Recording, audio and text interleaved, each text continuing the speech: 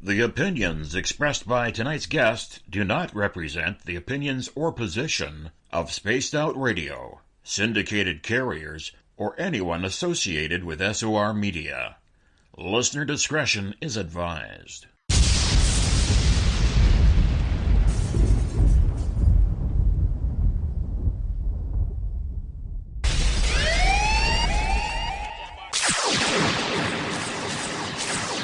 Here at Spaced Out Radio, we are about to take you higher.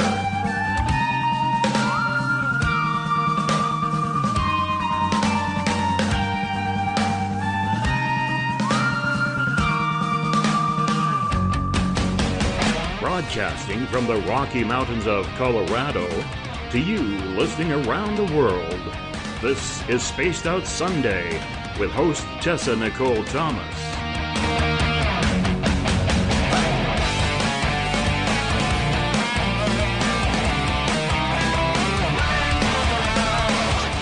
You can follow Tessa on our Facebook page at Spaced Out Radio, on Twitter at TessaTNT, and you can subscribe to her YouTube channel.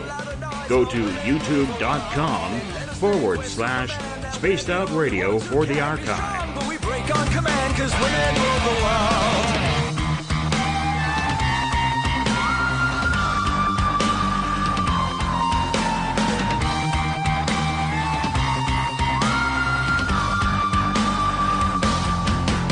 Buckle up, space travelers. Let the countdown begin. 9, 8, 7, 6, 5, 4, 3, 2, 1. It's time to go for a ride with host Tessa Nicole Thomas. I'm such a lucky guy, 'cause after all this time, it's like the deeper I go, the deeper I fall. Good evening, Spaced Out Radio. Secure your tinfoil hats, buckle down tight, and hold on loosely as we soar over the rocky tops of the La Platas on a Rocky Mountain high. Get sucked into the vortex of the Four Corners and settle down snugly at mile marker 419.9 in colorful Colorado.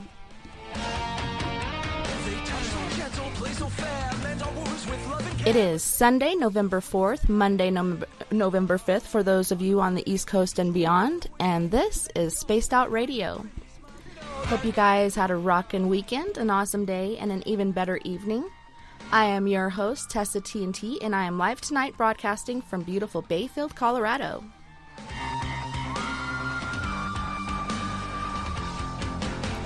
We are 150,000 strong nightly on Spaced Out Radio Network, spacedoutradio.com, Spreaker, Paranormal Radio, TalkStream Live, as well as Deep Talk Radio, which you can find at deeptalkradio.com. Don't forget to head to our website, spacedoutradio.com, where you can peruse the Spaced Out Radio store and read the encounter online dealing with everything strange, paranormal, and odd.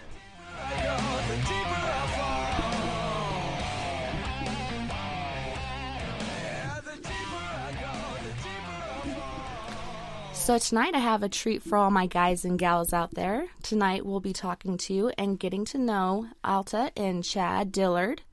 Cad and Alta met and married in the early 90s in the city of Little Rock, Arkansas. The marriage was one of destiny and, as Alta would say, arranged. What they did not know is that from the moment on, the couple would partake in a journey into the world of the unknown and high strangeness. From aliens to ghosts to a shapeshifter, from meeting people who have been seen and some unseen, this is a story for the open-minded. In 1995, Cad and Alta experienced their first UFO, a massive sight in Hammond, Louisiana. This experience opened their eyes and led them to the well-known French Quarter in New Orleans, where the high strangeness continued. As they tried to take day by day to understand their place and purpose of these unusual events, they met a young lady, a co-worker named Kristen. Little did Kristen know this would be the first unusual bond of her life. In 1997, a night that would live with them till their last breath, Cad, Alta, and Christine were taken from a street corner in the French Quarter. Alta calls this the night of the missing time, where the three have shared their own individual experiences, everything from Chad's blue being encounter, Alta's blonde female interaction, and an implant found in her arm, and 4-digit prints. Their story will take your breath away. The high strangeness continued when in 1999, Chad and Alta moved to New Mexico, where Chad went face-to-face with a black-eyed adult and other anomalous happenings. The couple moved to Denver, Colorado for their jobs and found themselves in the middle of the infamous Columbine High School massacre, which occurred in April 20th, 1999. In 2001, the couple found their way to Alabama, where Chad works with his dad in the locomotive business. Their stay continues to bring high strangeness into their lives.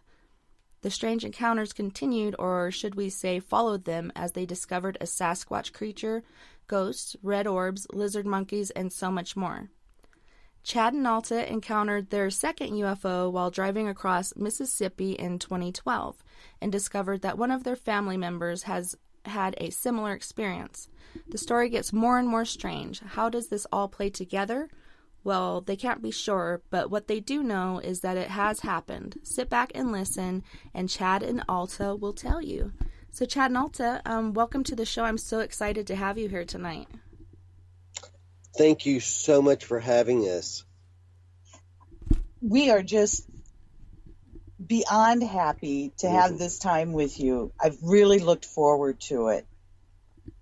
Me too, and I read your book, and that was awesome, and it's a really good one to sit and read and, get to know you guys better and hear about your experiences. Can you guys tell us a little bit more about yourselves?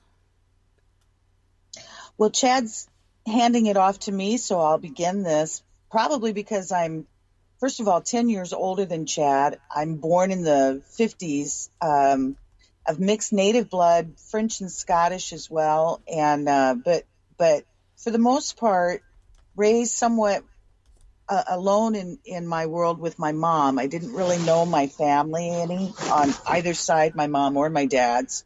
I have a lot of mystery in my early childhood. My first memory, and I'll just try to cap that off so we can move this ahead. My first memory isn't until I'm around 9 years old. I don't have memory before that. As hard as I've struggled with it, it's just not there. I have some photos, but that's about all as far as showing that I actually existed in that period of time. But around 9 years old, my first memory is being tested for ESP, is what the language was, the test, in a military hospital in Aurora, Colorado. It literally is my first memory. It's very brief, and I know that it's true because my mom had confirmed that, but I don't ever remember ever really discussing it, having any interest any further in that memory, because then it seems like my mind kind of goes blank again, and then my memory doesn't really kick back in again until we have left that area, Colorado, and we have relocated to the Midwest. At this point now, I have a stepfather.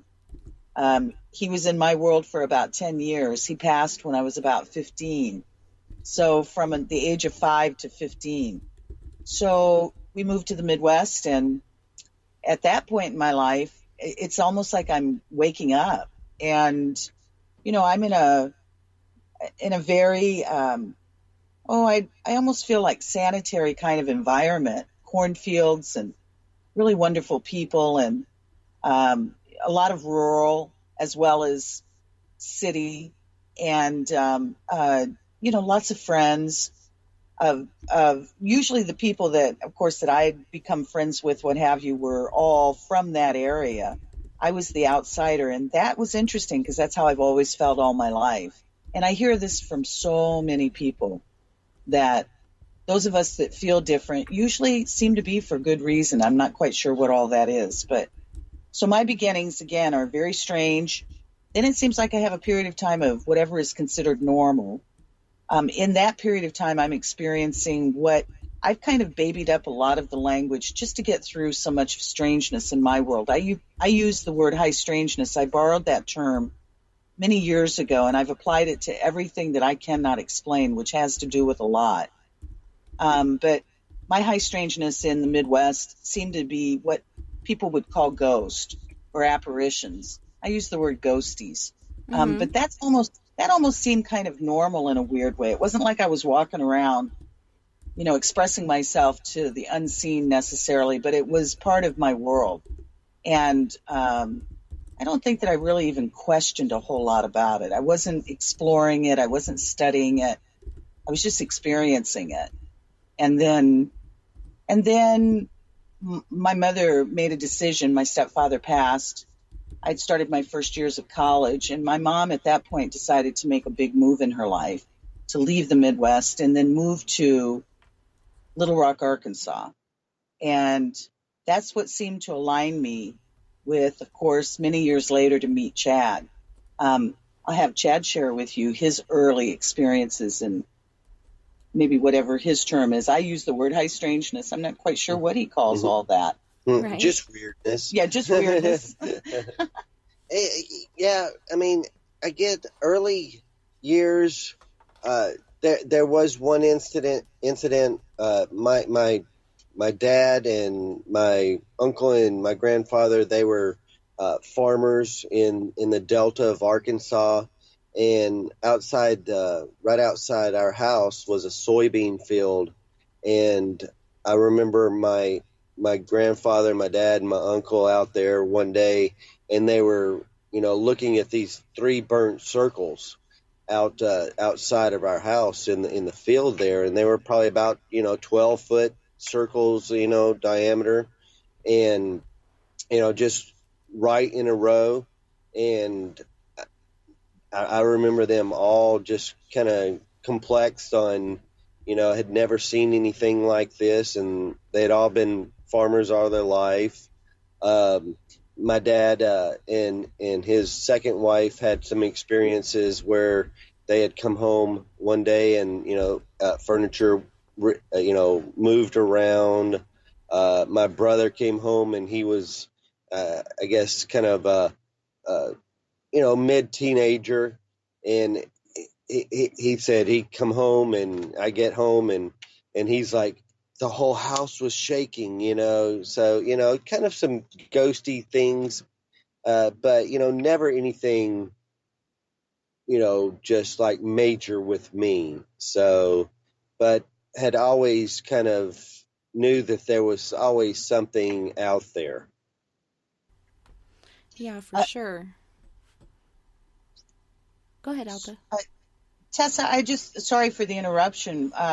I thought that this might be a good time to just interject what I neglected in my introduction is, and what I'm offering in this explanation is all that I know. I know nothing more or less, because I have just spent so many years of my life trying to have mystery solved, and it just seems like more questions are coming.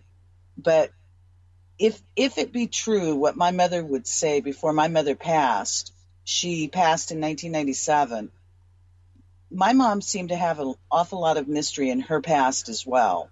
And so I was a very attached daughter to her. I was raised an only child. She was essentially my only family. And my mom would make a comment a couple of times that I remember throughout my early life, making a statement that I thought was so bizarre that I couldn't wrap my mind around it, nor did I ever try. But the statement was, she would only say this to a few people and that she trusted, which was very few. And that was that she claimed that when I was a baby, which would have made, she said around 6 months old. This, again, keep in mind, would have been around the late 1950s. Mm-hmm. She claimed that she was driving across a desert. She said that I'm the only passenger in the car with her, and that it was daytime. And she said that a small metallic UFO came down out of the sky and stopped her on the highway. Now, as soon as I would hear this language, I would hide away. There's been a lot of criticism for anybody who's ever heard me make this statement. I certainly understand criticism because we're putting ourselves out there. But I just would like folks to know my truth is I'd give anything in the whole world to be able to have these conversations with my mom one-on-one now. But back in the day, I had no interest in anything out there at all, nothing. And when she made those statements, I thought my mom was crazy, and it embarrassed me. So I would always leave the room. And as I've always said, I would never challenge my mom, nor did I ever remember anybody ever challenging her. Now, she didn't just go around and, brag about something like that, but the few times that she did say it, I do remember that. And that just made it real clear to me, as much as I never wanted that to be clear to me, that there was a possibility that whatever that's all about was going on from my very beginnings. Yeah, and it's very interesting. Well, like you were saying earlier, in, the southern neck of the woods, and even anywhere else in the world, talking about such things, you do get a lot of judgment and ridicule. And so you kind of keep it to yourself unless you grow really close to somebody that you feel you can trust that's not going to make you feel weirder than you already do for going through it. But did she say anything like, when it did stop her car on the highway, did you hear anything about what happened next? Did both you and her end up going on the craft? Or because I've read an experience similar to this where father and son were driving down the highway and one had stopped right in front of them on the highway, and he ordered his son to stay in the car, which of course he ended up not listening and getting out, and one of the aliens supposedly sat with him, and they took the father on board, and who knows what happened there. But I mean, did she say anything about what happened with that experience that you actually heard? Well, if she did, I absolutely was out of the area to ever hear anything about it. As I was saying, I never challenged her. It was too embarrassing, and I thought she was crazy. I thought that she was crazy. I could not believe these words were coming out of her mouth. And my mom was far from it. She was what I consider a self-made woman, pretty much an extremely independent woman. And that would be the furthest thing from who she really was, is crazy. But that's how I saw it. So I have no idea. I only offer it for the point of reference because, of course, later on in our lives, it would seem to have some connection. Mm-hmm. But as I said, all that I know is that if it's true, what she was saying, it would have begun in my life from the very beginning. Yeah. And with your first memory as far as being tested by the government and such, what exactly happened there? Like, were they kind, or were they brazen as far as like trying to get you to do things? How exactly was that experience for you, and did it traumatize you in any way? Well, it was extremely brief also. The memory is extremely brief. As I said it to you originally, I mean, that's all that I know. It's so brief, but again, I feel it very important to the rest of the mystery. The actual memory is me being in a very sanitized environment, a hospital environment, a lab. I'm sitting at a table. There's a divider in the middle of the table between myself and an adult man who's got on a white lab coat. And I'm being tested with cards that have symbols on them. And I'm being asked to repeat what he's holding up that I can't see. That's the memory. It's that brief. It's that fast. I don't remember anything really audio as far as, any kind of verbal, too much of anything, other than all of a sudden I've got this flash of memory, and then it goes blank again. And then I don't remember leaving Colorado. I absolutely have no memory of leaving Colorado. But I don't think it was too much longer after this experience was happening, because I was around 9 years old. And somehow around that age, 9, 10 years old, is when I start school in the Midwest. So I'm so sorry I don't have any more information I'd give anything to, but that so far has not happened. I'll just offer very quickly, because this gentleman is becoming very renowned now, I understand, in the field of research, study, experiencing, so on. Mr. Cameron, Grant Cameron, I he was kind enough to at least respond to me. Back in the day, oftentimes nobody would respond to me when I would try to email and get information. But this is when he was first becoming known many years ago with his study and his, research with presidents and UFOs, I think kind of was the tag. I sent him a message and asked if he could give me any guidance or direction on how I could get those records of my being tested in this facility. And he was very kind, as I said, but it was short, brief, and pretty much that won't happen. Right. He was, yeah. And, it was the kind of realism you don't want to hear, but thank goodness somebody was being real about it. That doesn't stop me. Of course, I'm open. I'm constantly, as long as I've got breath, I'm always trying to get information. But so far, I haven't had any success there.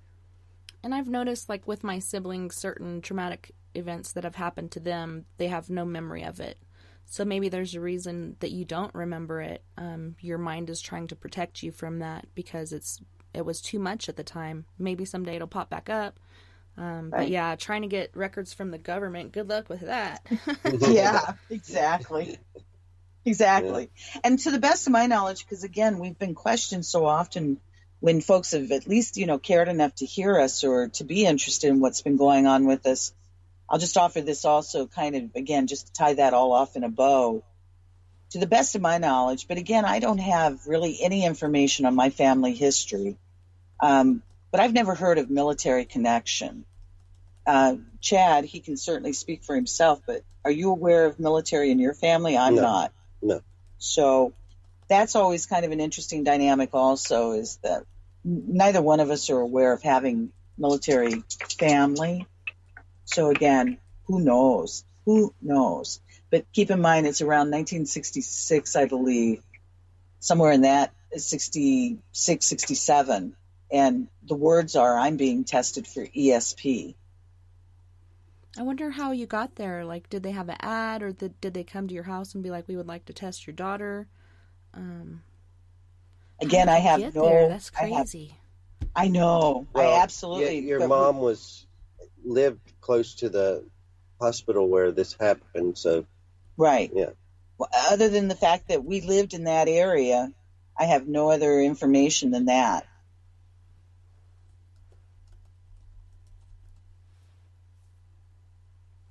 I hear crickets. No, I'm just kidding. Oh, did you hear me what I had just said? Yes, you did. What I was saying. We just had that moment great. of silence. It was kind of awkward. Oh, okay. We thought we were unplugged. I was looking at the phone. Us and technical on this end. Right. Have you, what was your first, spiritual experience seeing entities or beings that aren't really here, but you can see them? Chad?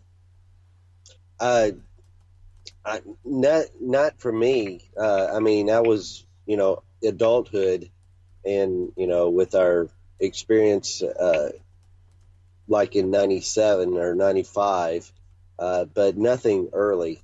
So in my case, it starts when I moved to the Midwest. I had a friend, a very close friend, a guy friend, just a guy friend, never, anything romantic. And I was in high school. He was a year older. Maybe he had just graduated or somewhere in that age range. He came from a very wealthy family. I did not. It was Mom and I. My stepfather had died with cancer. We'd lost, we had been pretty reduced at that point economically. But my mom, a working woman. Anyhow, this guy came from a very wealthy family. They had a big, beautiful, old home. And that home was built very sturdy with ginormous doors, very thick wooden doors, and just, try to imagine this several storied, old, beautiful Victorian type home. And so when I'd go over to hang out or visit or have dinner or whatever the case may be, it didn't ever seem to matter. Those big, huge wood doors, whatever room I'd be in or whatever, would slam. Absolutely slam, like they were coming off their hinges. It scared the bejesus out of me. The rest of the family seemed to be pretty conducive to it. then I started to understand when I'd be invited for dinner, like to sit at the family dinner. They had a long, beautiful, formal dinner table. The mother was a ballerina dancer in her youth and, still had a lot of that kind of elegance about her. So everything pretty formal. They lovely people. I mean, really nothing snobbery about them at all, but an elegance about them. And that long dinner table would always be set perfect, and there'd always be an extra setting. The whole 9 yards, the wine goblets, the crystal, the plates, the silverware, all set up, and nobody ever sat there. So it took me a minute to start to understand this was for the, invisible inhabitants of this home. And so there seemed to be a lot more interaction for me, and they always enjoyed me around because there seemed to be this.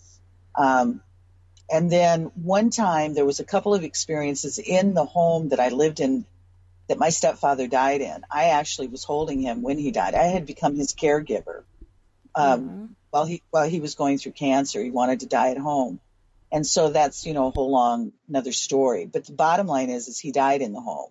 I was holding him actually when he took his last breath. Well, it would so be it that there seemed to be something lingering after they took him away that manifested in a mirror that was right outside my bedroom door. And I did not see it originally, but my friend, my wealthy friend, that's how I referred to him.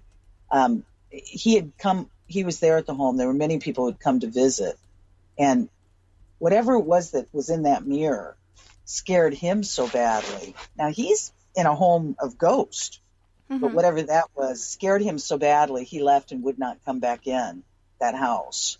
Oh, wow. It wasn't long. Yeah, it was, it was obviously not friendly or whatever that was. And then I had a little later experience. I had a girlfriend that had come over to stay. And again, we're about 15, 16 years old. And in my bedroom, we were hanging out all night and, lay down. I've got a window somewhat just right, very close to my head of the bed. And I actually saw a white mist seem to come up, not out of me, but come up out of like the center of the bed that I'm on and float up above. And I actually watched that go out the window. That was a very strange experience. I had no idea what was going on. I just know what I was witnessing. So, some of that kind of stuff, if you will, in my early life. Not every day. And again, nothing that I was taking any interest in and trying to study. I think for a minute in my life, my best friend and I, when we were, 15, 14 years old, maybe got interested in exploring, because we're talking way back in the day. We're talking, in the 70s. Might have had interest in looking at what witches are, or, just the cult kind of version of this sort of language. But maybe some seances, this and that. But it almost felt more like play than anything too serious for me. So I would say, nothing too exciting, but that would have been the early days. Did you ever take part in a seance? We actually did. Chad and I actually had a small one in the French Quarter back in around the time that as we've labeled this, Orbducted. We had a few folks come over for a visit and had a very strange experience with the planchette coming up off the board. And it was like, well, that's enough of that. We scare fairly easy, as weird as our lives have been. So, okay, close it. Yeah. Nobody wanted to do that anymore. Yeah, that party was over quick. Never mind. We don't want to play this game anymore. Right. Well, yeah, and it could be the knowledge of, what you guys have experienced and gone through, that there is something out there, and what the heck is going on here? Exactly. Right. Exactly. So, Chad, you were talking about one of your family stories, the house shaking. What do you think that was alien related, or was that more paranormal? Did you guys have ghosts in that house? What's the story with that? Yeah. Now this didn't happen to me. This was my younger brother, and he said that and this was when we were living in Houston, Texas, or outside of Houston, Texas, And, it's kind of a Spanish style flat roofed house. And my uncle had it, prior to my dad, and so we spent a lot of time in this house. And my brother says that nobody was there. He had got home. Nobody was home yet. And so he just goes into the house, and he said, like, every doorknob in the whole house, every door just started shaking. And he said that it got so bad and so loud that finally he just went outside, sat on the curb out by the street, and just waited for somebody to come home. It just freaked him out so bad. As far as me, I don't ever remember anything happening there, but he was there a lot more than I. He kind of lived there, and I kind of came in and out, Didn't he have a crazy experience with a doll? No, that wasn't there. That okay. Chad's brother seems to have a whole lot more. He's had some of really those kinds of experiences, kind of like poltergeisty kind of stuff real happen scary to him. Kind of stuff. A few years ago, this was within the last, I would say, 8 years. He has 4 children, and one of his little girls had this baby doll, and all of a sudden it just started, talking. So they took the batteries out, and it still kept on talking, and they put it in the garbage can, and it still kept talking. And he's like, God, I can't wait for the garbage bin to come, please. Please. Pass it on. Yeah, I'm tired of hearing this, baby talk. But, and, again, with the stories of my dad, him telling me, one time that about coming home and, a house being rearranged, or it could have been my stepmom. She was more into that kind of stuff anyway, coming home and, the whole house being rearranged and no explanation, not enough time for just their buddies to come in and do this to them. So.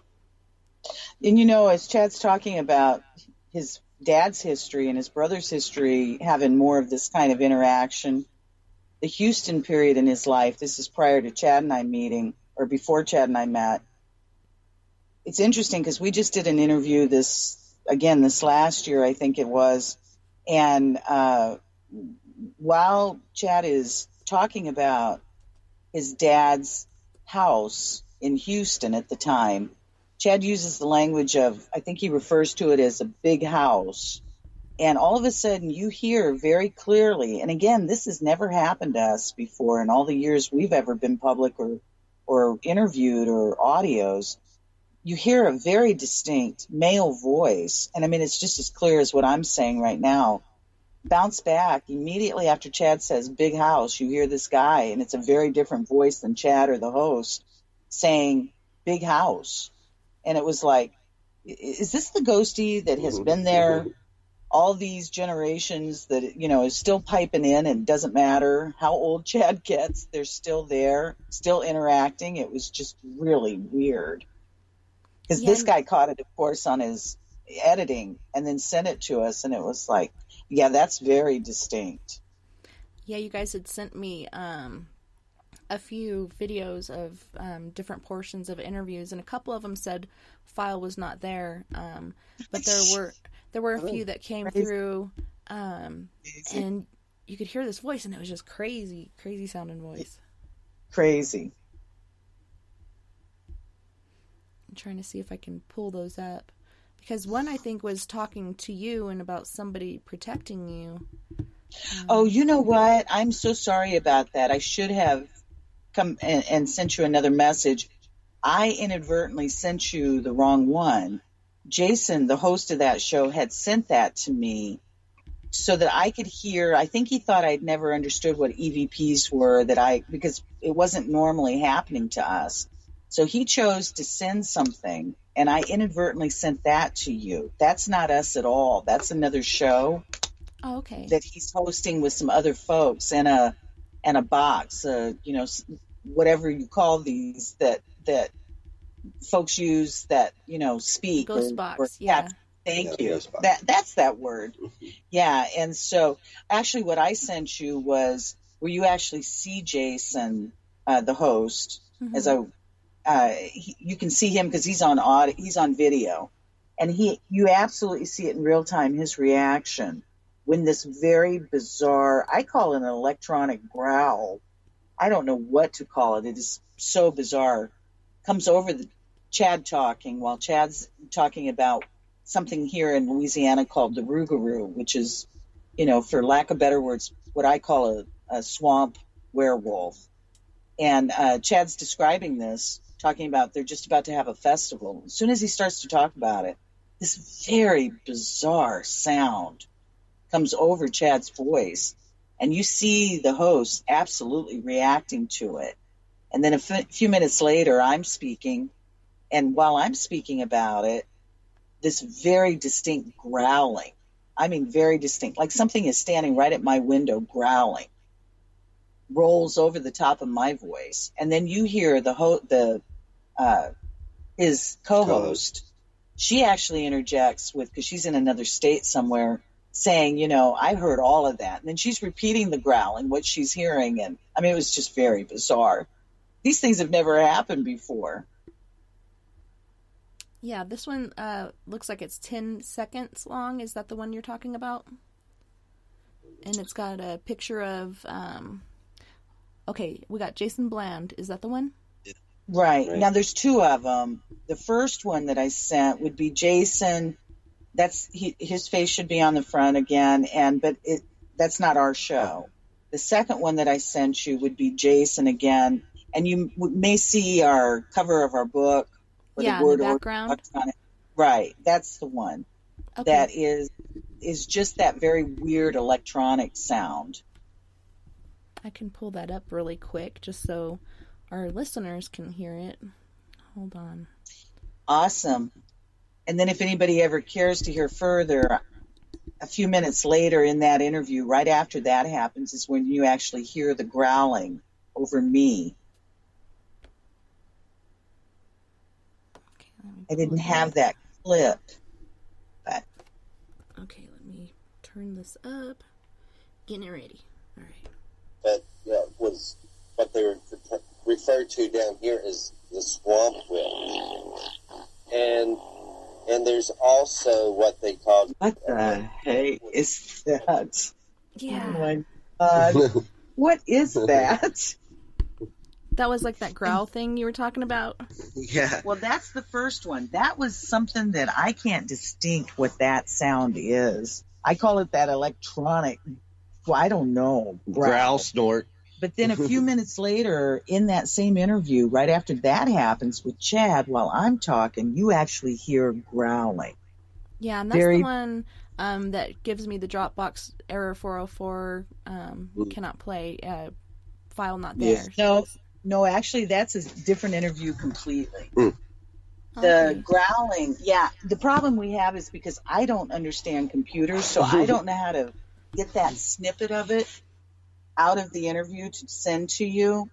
The only reason you have the first one of that weird sound you just played is because Jason knows what he's doing, and he sent that. This is the issue. Mom always said you've got to be smarter than the machine, and I am not. Yeah, they say technology makes everything easier, but I find it to be quite the opposite in some cases. Thank you. But if anybody cares to, again, it truly is I consider worth the listen because it is so distinctly different. That growling over me is very distinct. Yeah, and it's growling. You guys can, pull it up if you'd like during the commercial break or if you find time during our interview. Awesome. And we can play that for our guests so they can hear it because it is pretty interesting stuff. Awesome. We'll give it our best. BTO in the chat room was asking, what do Chad and Alta feel orbs are? Can they be past ones who move as a light? Can they be individuals who astral/spiritual travel? And can they be extraterrestrials/interdimensionals who come to observe? Yes. Yes. All of the above. I really do believe that that they can be just anything. I mean, in our experience, our orb is much, I believe, different than what a lot of people think. The orb that we saw, and we'll get in this, a little more detail later on in the interview, but ours was huge. The one that I saw is like 12 foot in diameter, 15 foot off the ground, and it was. I call it an orb, but it could have been like a sphere. It could have been a craft. It could have been, some kind of, just technology. I named it an orb because it was big, white, just ball of light and energy. So, I call it an orb. But I think that they're the spiritual orbs, the fairy orbs, all just different kinds. Mm-hmm. And we have some just really, we just love these people, this couple. I don't think they'd mind if I mention their first names. Lisa and Chris, they happen to be up north. They've had some extreme tragedy in their life, not too long ago. And she has managed to absolutely capture what I feel, I'm no expert, but some of the most amazing orbs around her, and very distinct. I mean, very distinct. And they're just so, I feel just so beautiful of an interaction of what I consider love in this regards, from what little I know, and I know very little. But we're so open. Chad and I, you all will learn, we're extremely open to what I would say, in my words, all possibility. Right. And there's the positive and the negative, because you can't have one without the other. So, that's right. But, just in my case, in our case, I believe ours was a positive kind of thing. With a lot of terror. Right. Yeah. Right. Yeah. I'm not saying it's scary. We'll get to all of that. I'm just saying, it's, I believe, a little more of the lighter positive thing than anything negative. And I've captured a lot of orb pictures, and people are like, oh, that's just us, blah, blah, blah. But I've actually seen them with my own eye, I was watching my daughter practice high jump, and the sun is setting, and then all of a sudden this white orb just shoots by right between her and I, and around the, mat that she lands on when doing the high jump, and I was like, holy crap, did you see that? But I do get all kinds of orb pictures that I put on my website, and I had a bunch that I've been getting off this job site because our boss that we're working for wants us to take at least 70 pictures a night, so we're taking 6 to 10 pictures per hour, and every once in a while I get an orb here, or one time there was like you could see 3 different individuals in this one like streak, and so that was pretty interesting. I find it all fascinating. Yeah, and it's if you've been around it, you can tell dust and orbs. It's just totally different. Joe wants to know, when this recording happened, where was the mic in relation to you? What distance? Did you have more than one mic simultaneously recording to compare to for this thing? And another person wants us to replay this video again. Well, we both wear headsets. We're both plugged into the same computer or phone. Right now we're on the phone, but we both use headsets that are individually mic'd. Nice. All right, so I'm going to play this video again real quick because some people missed it. And we'll let it play at least 3 times in a row because it is just 10 seconds each. So that way they can really, really hear it.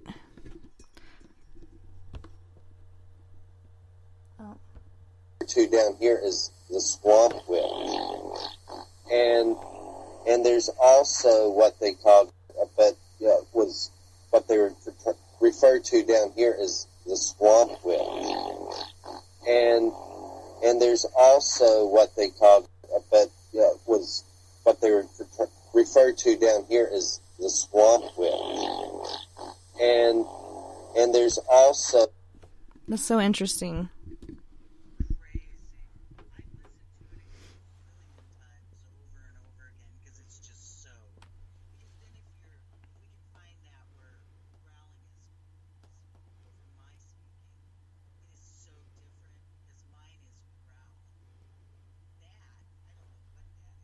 Oh. I don't even know how to wrap my mind around that. Yeah, I'm sorry, and I had you muted. I could hear you, but they couldn't. Oh my goodness, I'm sorry. Were you guys saying earlier, and I might have misunderstood it, that you guys went to the Swamp Thing Fest, and you actually heard something there as well? Our intention was to go, but we didn't go. So no, we haven't been there yet. Happens every year, and we haven't made it yet. Okay, so this was the sound of because he is talking about that creature, and that's the sound we were talking about earlier. All right, I gotcha. Right, it would have probably been about the week or so, or maybe, a few days prior to when that festival was going to begin.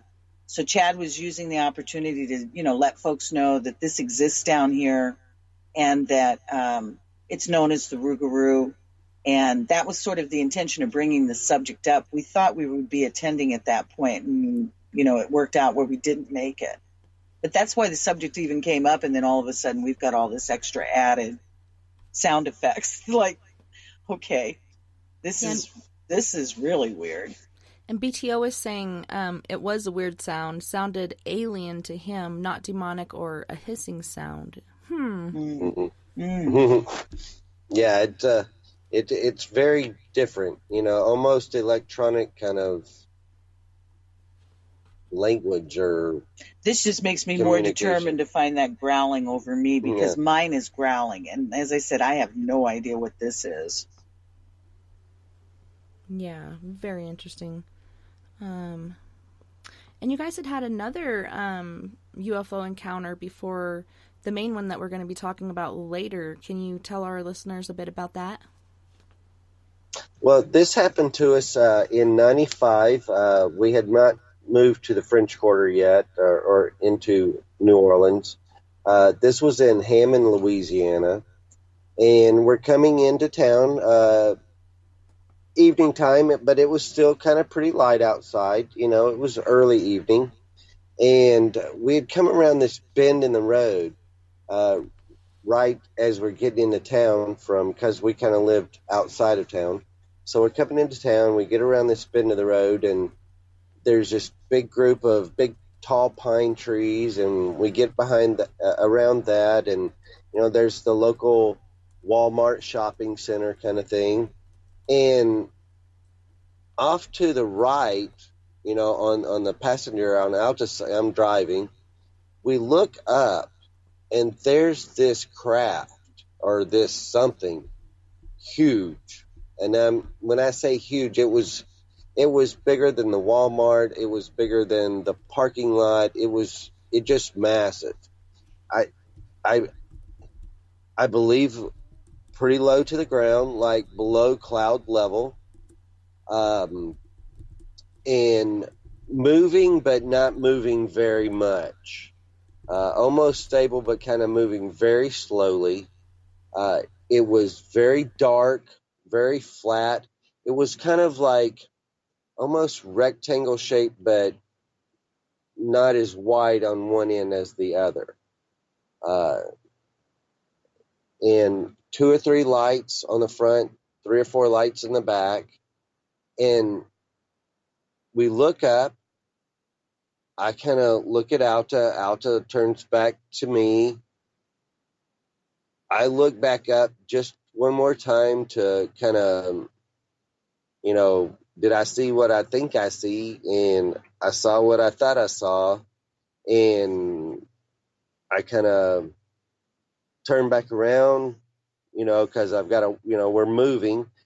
Don't see anybody else on the street, or on the road, like panicking or, there's no interaction there.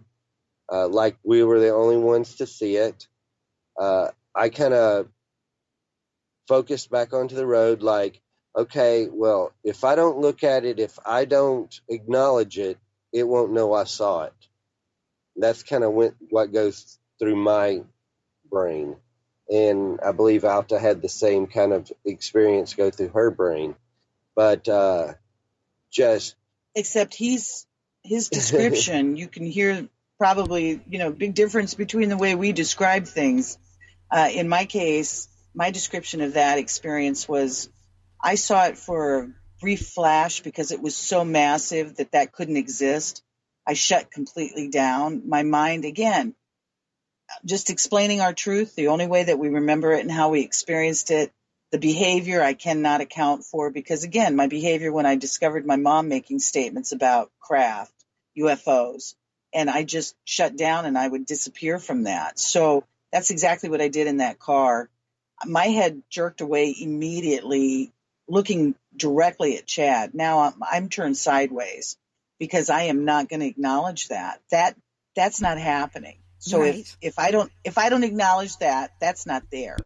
So I'm sounding very calm, but in the moment, I'm in a very controlled hysteria. And I'm staring at Chad and I'm begging him with my mind to tell me that that's not there. But I can see in his eyes, that's there. Something's there. So I never look again.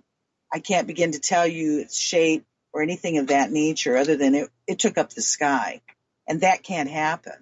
So I had I was in a much more, Chad had to be in control. He's driving the car, for God's sake, thank God. And, he's staying in control, but I was completely shutting down inside. And so the way I remember this is I absolutely shut down. That's a non-event. That didn't happen. And then we go on to have dinner that evening, what have you, and never spoke about it. The intention was to never speak about it, because if we speak about it, that means something really happened. So our intention was never to speak about it, and we weren't going to do it.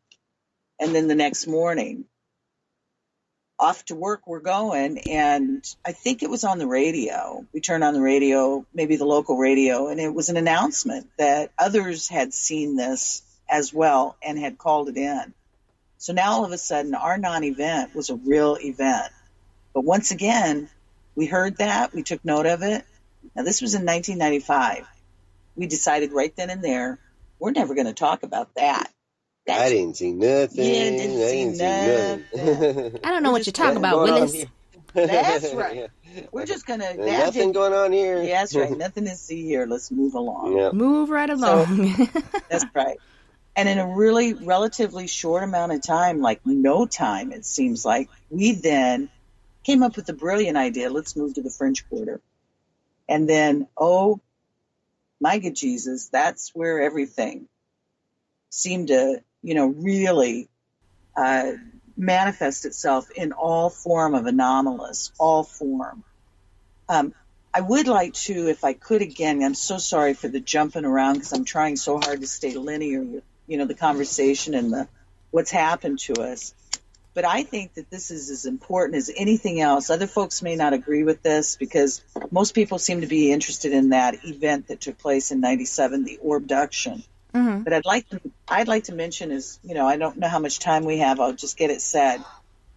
There is no doubt to me, and you mentioned it in our bio. I mean, I absolutely have no doubt in my spirit, in my heart, that Chad and I were arranged. I was about to bring that up too. That's funny. Yes, I'm glad you went back there.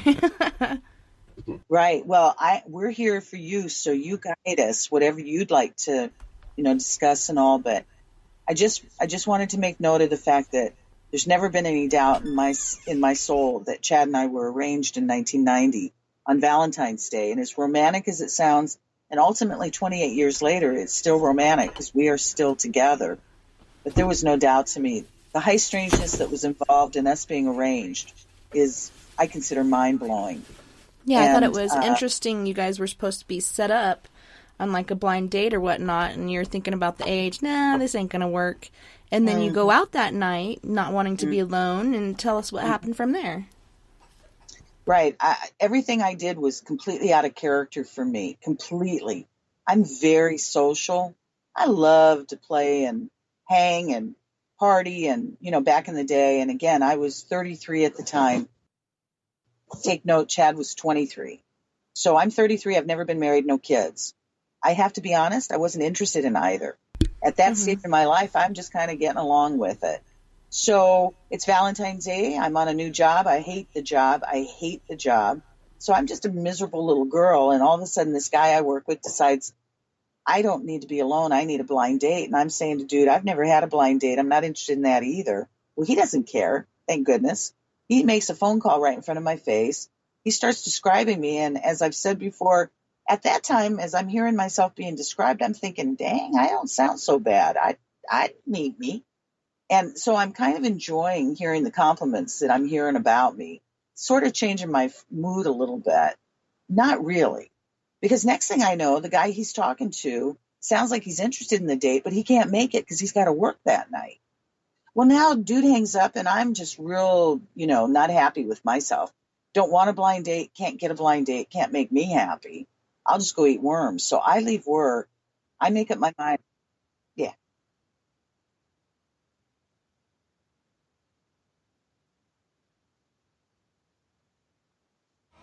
Looking for nighttime adventure? Old school radio that delves into everything out of the norm? Then check us out at Spaced Out Radio. This is Dave Scott. Every Monday through Friday, starting at 9 p.m. Pacific, midnight Eastern, we're going to take you on a wild ride ranging from conspiracies to true crime and every ghost, alien, and Sasquatch story in between.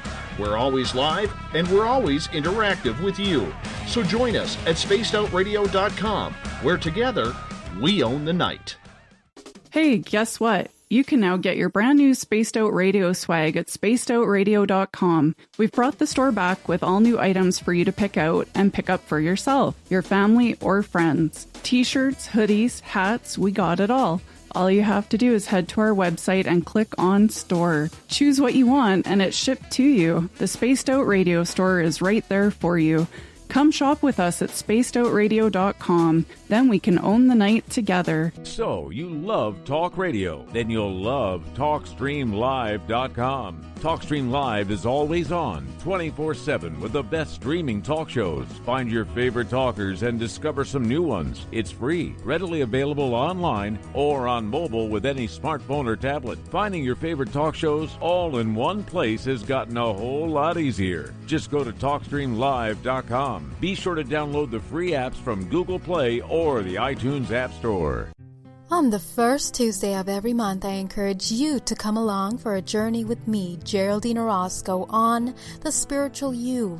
Together, we will take a look at how to access the highest expression of yourself and change your life. Consciousness, ET contact, health, and wellness, we can talk about it all. So come along for a spiritual ride with me, Geraldine Orozco, on The Spiritual You, only on Spaced Out Radio. Coming soon to our website, spacedoutradio.com, is the SOR Space Travelers Club. For just $5 a month, you can get into a private area on our site where you can hang with other listeners in our chat room, post in our forum, and check out a bunch of exclusive content and store that won't be found anywhere else, including a nightly after-show party with Dave. It's going to be the best $5 a month you're going to spend. The SOR Space Travelers, only at spacedoutradio.com. Are you tired of being blocked, shadow banned, or placed in jail for simply posting your thoughts on social media? Social Media Freedom can take care of that for you. Social Media Freedom is the newest and one of the best free new apps that allows you the freedom to post what you want, when you want. It takes seconds to download from your app store. Come join the tribe at Social Media Freedom. It's time to set yourself free.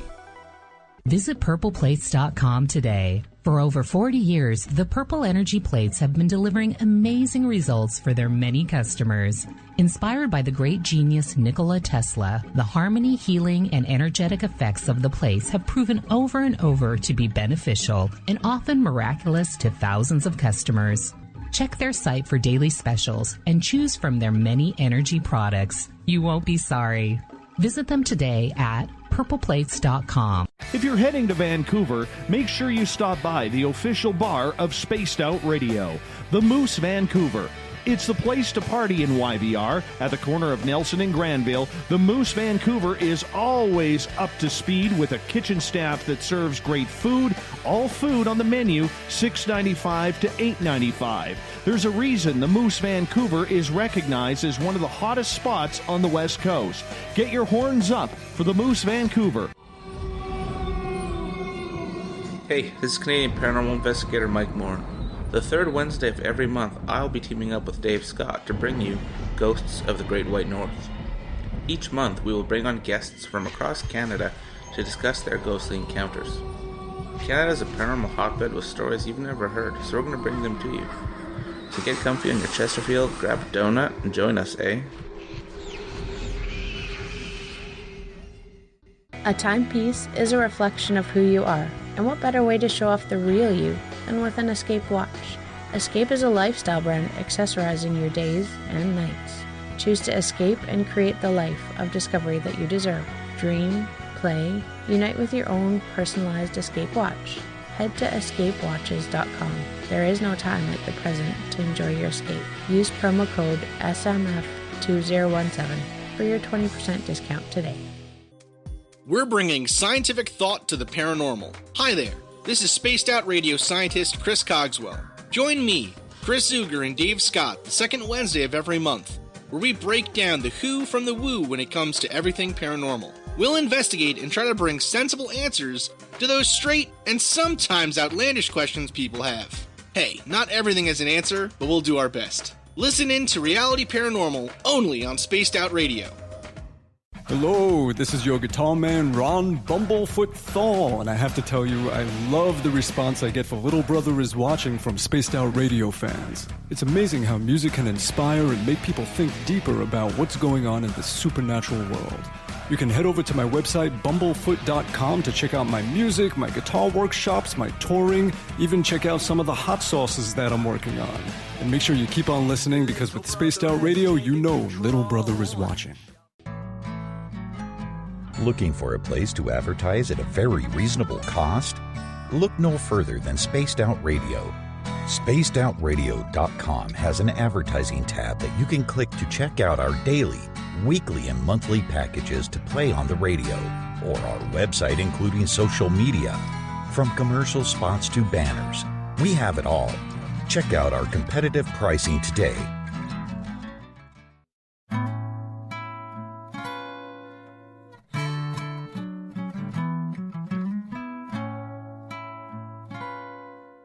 You can follow Tessa on Twitter at TessaTNT, on our YouTube channel, Spaced Out Radio, and our website is spacedoutradio.com. Now, back to Spaced Out Weekend host, Tessa Nicole Thomas. Hear the sound again, voices dancing in my head, smile wide, drowning slowly. Right. Hey guys, welcome back, and so sorry you thought I went to commercial without announcing it, which I did. Cad and Alta heard me, but you guys didn't, because the dreaded mute button had attacked once more. But welcome back, Cad and Alta. I'm so excited to have you guys on. Yeah, thank you so much. Absolutely. We're having so much fun. Thanks so much. Yeah, I'm so glad you agreed to come on, and that you sent me your book, and I was able to read it and learn more about you. And yeah, so we had left off with your guys' meeting, and you left off on you were going to eat worms and forget about it. That's right. Me and my worms. Right. So essentially it was a matter of I was very, as I said, very out of character that night. I decided I was just going to go out someplace and go have a drink somewhere, which is extremely out of character for me. I'm no saint. I'm far from it, but I interject. Something I never did was I didn't drink and drive. I was always a passenger. And in this case, I'm on my own, and so I'm driving myself. Well, I had been out of state prior to this for some time and had moved back to my mom's place. I was with my mom. She had moved as well, so she's in somewhat of a newer neighborhood that I'm not familiar with. So now all of a sudden I decide I'm going to, go out in the evening, not really with a plan at all. And I drive and I decide maybe I had to try to find someplace close. And my mom lived in this kind of old residential neighborhood. It's not full of clubs or what have you. Now, this happened to be in a city that at the time that was about 350,000 people, so it's not a small town. Lots of clubs in this city, but not in that area. I end up in this tiny pub, and I chose it because it was still daylight out. I could see the environment. And I've described this before. I swear it felt like I was walking into some old thatched roof pub that you'd find like in Ireland, Scotland, Nice. someplace. Yeah. It certainly seems safe. And also, interestingly enough, no cars in the little parking lot. This is a small little place. Mm-hmm. I say, okay, I'll check this out. I go in, and it's empty, and it's tiny, and it's got an old wood bar. Around the corner comes this old mama-looking female, just what I needed for this experience, for me to feel safe. She's a little rosy-cheeked, white-haired, grandma-looking. Well, this is certainly safe and boring. What am I doing? She asked me what I wanted. I think I ordered a beer, in a draft. About the time that she gets that to me, the door opens, the front, the entrance. There's light because it's still light out. And I swear, without sounding like exaggeration, that light seemed to exaggerate these two guys walking in the door. Now, the description of these guys, as briefly as I can do it, is we have one very blonde-haired guy and we have one very dark-haired guy, like polar opposites coloring. Both Caucasian, extremely handsome. Let me emphasize extreme. Almost to a point of too much. Mm-hmm. Well-dressed, casually expensive. The blonde's wearing a leather bomber jacket. The other guy, again, these guys are in, expensive casual clothing. That's just weird. What are they doing in this place, and what am I doing here? Is my instant thought. But again, I'm not really too interested. I'm just in a bad mood, and I don't seem to be able to snap out of it. They asked me if I wanted to play pool. One of them asked me. I remember starting to play a game of pool with them, or one of them, and then the next thing I know, because there's blankness in there, I don't remember drinking that beer. So please take note of that. There's no way that I'm drunk. Now, folks have said I was drugged. Well, Yeah. if this is the case, I'm popping in and popping out very quickly. Yeah. Because the conversation was, what I do distinctly remember is one of them asking me if there was any place, in this city, livelier kind of language. That told me instantly, these guys aren't from here either. These are out-of-towners. But what a weird neighborhood they're out of town in. The dude in the bomber jacket made it clear, it was very distinctly said to me that he was the private pilot for the dark-haired guy. Private pilot. Okay. This is an old neighborhood. We got nobody with any money the size that's got airports. That's weird because the airport is on the opposite side of the city, way out in the boonies. Long way away. What are they doing there? That's right. What are they doing there? So now I go blank. I do not remember, and that's not easy to admit publicly, but it is the truth. I don't remember necessarily leaving that spot. But for some reason, I chose the second club that we ended up going to, a place I'd never been before. And the only reason I feel like I would have chosen this place, on logic level, because there is no logic, is because my mom was kind of a self-made woman in this city. And she was well known. She was an environmental codes inspector, a housing inspector, premise inspector, worked with the government, so on and so forth. this location, this area was my mom's territory. Mom was kind of thought of as a mama bear.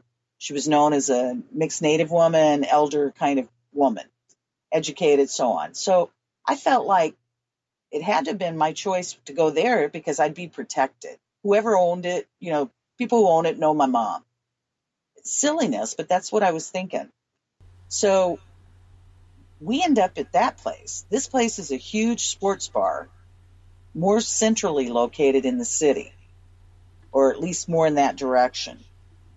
Again, keep in mind, I've never been there before. We go inside this place, and it's a big, beautiful sports bar. I make up my mind immediately. I'm going to make a phone call to a girlfriend that I know is single, that I am suspecting might be available on Valentine's night and might be interested in meeting these really good-looking guys, because I'm not interested in being with them. I don't want to even hang with them. That just makes no sense. It just makes, what I'm saying to you makes no sense. I remember making that phone call. My friend lived not far from this place. What I can tell you is by the time I described these guys to her, I think she was there faster than we hung that phone up. Right. Right. Before the time of cell phones, she's just like, whisk. That's it. Whisked. That was like an instantaneous moment. Well, again, Alta and her weird behavior. I remember, I guess, introducing them. I can't tell you what these guys' names are. I'm clueless. But for whatever reason, I got these three together, introduced, what have you, and then I left them. I went to the other side of the bar, this big place, by myself. Left my friend, and these guys around the pool tables, and felt real pleased with myself that I introduced her to them, whatever that means. But then my mood starts to drop again, and I'm becoming very ugly feeling inside, just dark inside, just sad and lost kind of feeling. And again, this is just not normal behavior. So while I'm sitting up at the bar, and I'm visiting with the guy that either owns or is running the place. He knows my mom. I look just like my mom. I tell him who my mom is, and I'm right at home now. I feel like I'm going to just hang out and just be just not a nice person for the rest of the evening and try to get over myself. This place is packed full of lovers. That wasn't helping the mood much because, big sports bar, and we got all couples and everybody's happy, and there I sit, just real solemn. All of a sudden, this voice is standing next to me. I'm not looking because I'm looking down, kind of look at the floor.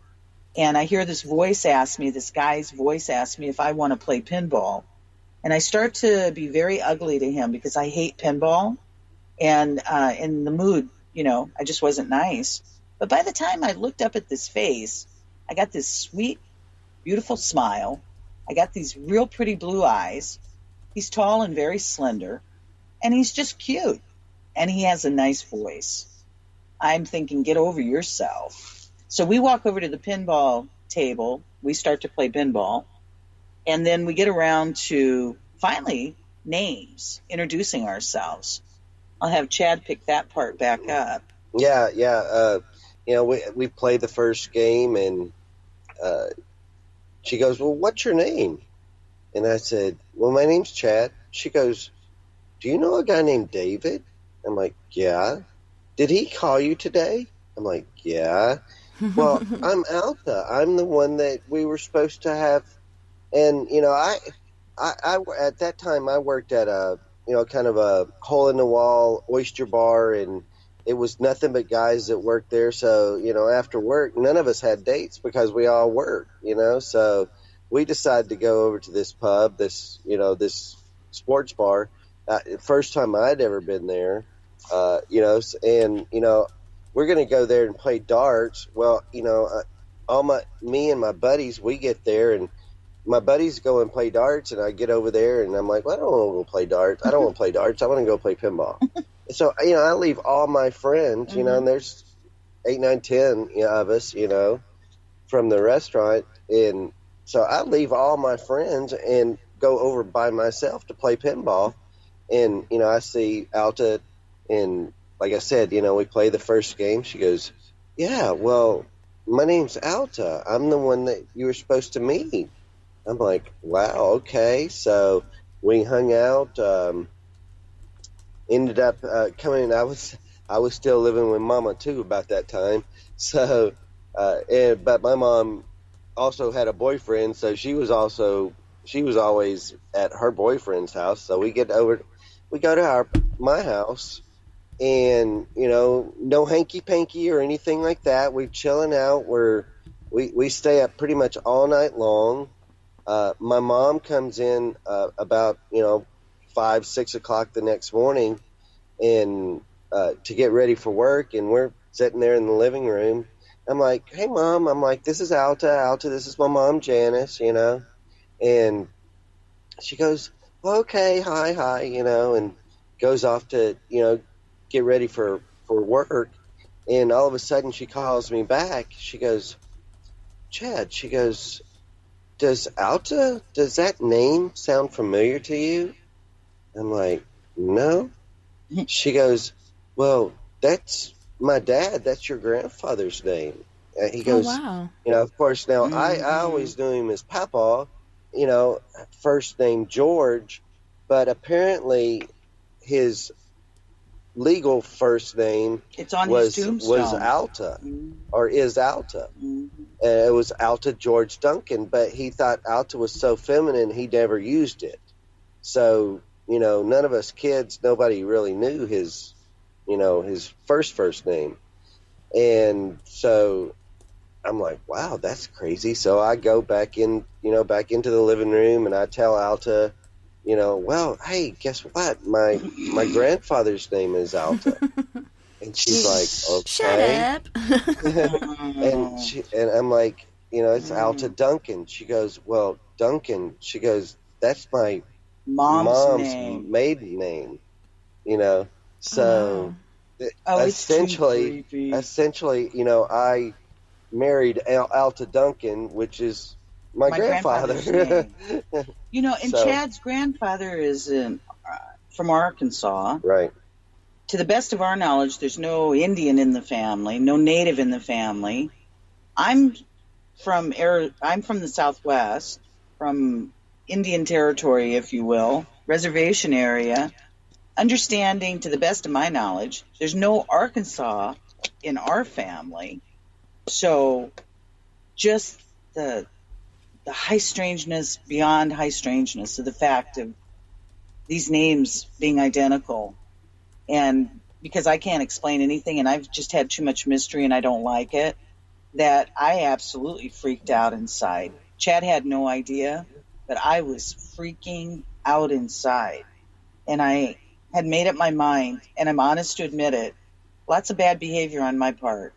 But at that point, I just said, nope, oh no, nope, this isn't going to go on. And I let Chad to think, we'd see each other very soon, and how amazing, because it was amazing. It was amazing to meet him and have that time with him, because he changed my mood so completely, and we just had so much fun, and it was just fun. And then all of a sudden, I've got this insanity dropped, what felt like it to me, dropped in my lap, and what are you going to do with it? So what I did was I ran. He couldn't find me. I disappeared. I went poof the first time, and for 3 months, he could not find me because I wasn't going to be found. I thought something is in control here that's not me. Mm-hmm. And I just, didn't matter how I felt about Chad and how much I cared about him and so on. It was just too big and too scary for me. Yeah. And then 3 months later, you hear that saying that if it's too good to be true, then it must be, so you kind of run from it. I did that too in my life. So I feel you there.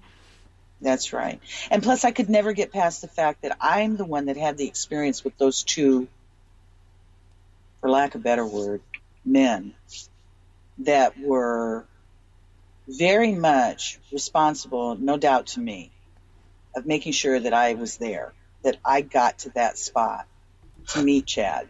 And again, BTO was saying, could it have been like some extraterrestrials disguised as humans, or actually humanoid beings from elsewhere? Exactly. I mean, I can only leave you with, it's all speculation from my standpoint, because I experienced it, but in my experience, we've got a beautiful, perfect, beyond model looking male wearing a bomber jacket telling me that he is the private pilot for this other one's plane.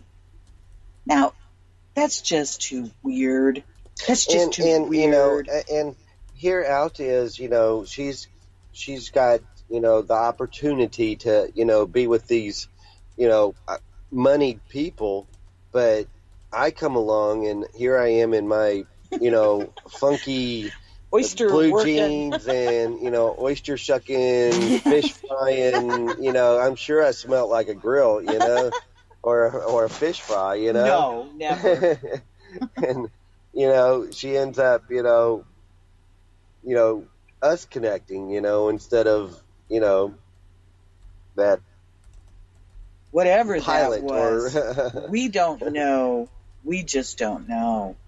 We don't know. And again, putting the pieces together, I experienced it, and it's always left me so rattled. Yeah, so was the dark-haired guy the one that was being piloted, and the blonde-haired guy was the pilot? Exactly. The dark-haired guy, the blonde indicated he was the private pilot for the dark-haired man. That left me to, you know, again, all assumption, presume that the dark-haired man owned the plane. Yeah. Was he the most gorgeous man you had ever seen, the dark-haired guy? Like, beyond... Both of them. Perfect? Yeah, both of them. Both. Because, you know, not making this whole connection or whatever seem weirder than it already is. Exactly. When I saw the devil, he had dark hair and he was like the most gorgeous man I had ever seen. And, you know, this guy being piloted around by his perfect, you know, personal pilot, it makes you wonder, like, was it the devil playing devil's advocate or whatever and getting you guys together for some unknown purpose or whatnot? I mean, that was just a thought that popped in I had to mention, because I was like, oh my gosh, I know who this person is. Mm-hmm. Again, you know, all we can do is share our experiences without, in my case, I work very hard not to do too much assumption, too much filling in the blanks, because those blanks are still very open for me. I've had the whole world tell me that I was abducted and that these have all been ETs and aliens and demonic, and, you know, every word that could ever be kind of thrust my direction has certainly been. The objects that are in my body, I've always referred to as unknowns. I've never used the word implants, and I understand everyone else does, but I never have, because I've done it all very intentionally for the folks to understand. Everybody who wants answers, I have none. I can only share with people, you know, anybody who cares, what has happened to us and what is happening to us. And it was funny, like how you were trying to shun the whole meeting this younger guy, and this ain't gonna work, why would I waste my time? And then it was just meant to happen anyway, so, you know, and then these guys led you to that place. I mean, that's so awesome, and it makes you wonder, were these alien beings in human form, and were they putting you together for this later happening in your life, so that you're there together? So there's so many options that you can choose from. What's going on here? Right. Door one, door two. I've always used the word arranged, because to me that's exactly what happened. We were arranged. You know, there's right now her name escapes me, because I've studied all this. I've had to be my only researcher and investigator and anything else, or, you know, since all of this has really been happening to us the last 20 years or so. Eve Lorgen, I think is her name. She wrote a book called Alien Love Bite many years ago. And when I discovered that book, I thought, no way. No way would somebody actually write a book and title it that, because that's exactly, not my word alien as such, but for the most part, that's the closest thing to describe what happened with Chad and I, of being arranged, because her whole book is about this. That's so cool. It's crazy, crazy, crazy, amazing, crazy. So you guys got together, and then when was your first paranormal or supernatural experience together? Was it when you got into your own place, or was it before that? Well, as far as I'm concerned, it started Valentine's Day, 1990. because that was, again, arrangement. That was all supernatural. That was all high strangeness. And then I split for 3 months, and then we got reconnected. It was almost like a signal, like turning you on, and there was no turning it off. I found Chad. We got reconnected, and from that moment on, we stayed moving forward. Didn't you guys get hurt like during that time in the same sort of way, which was kind of interesting as well? And then you came back to this place in life. You both had car accidents. He was in a bike accident, or you were in a bike accident. He was in a car accident. Exactly. Right. Yeah, exactly. Yeah, that was during the 3 months, and like when that 3 months was up, it was Right. like something signaled me to find Chad, and then at that point, I became undaunting, and nothing would stop me. Well, I sure found him. At that point, he'd left the state, so I found him long distance. That was weird. Yeah, I actually came down here to Louisiana. Right. Now, we're in Arkansas at this time. So Chad he's come to Louisiana. That's where I found him.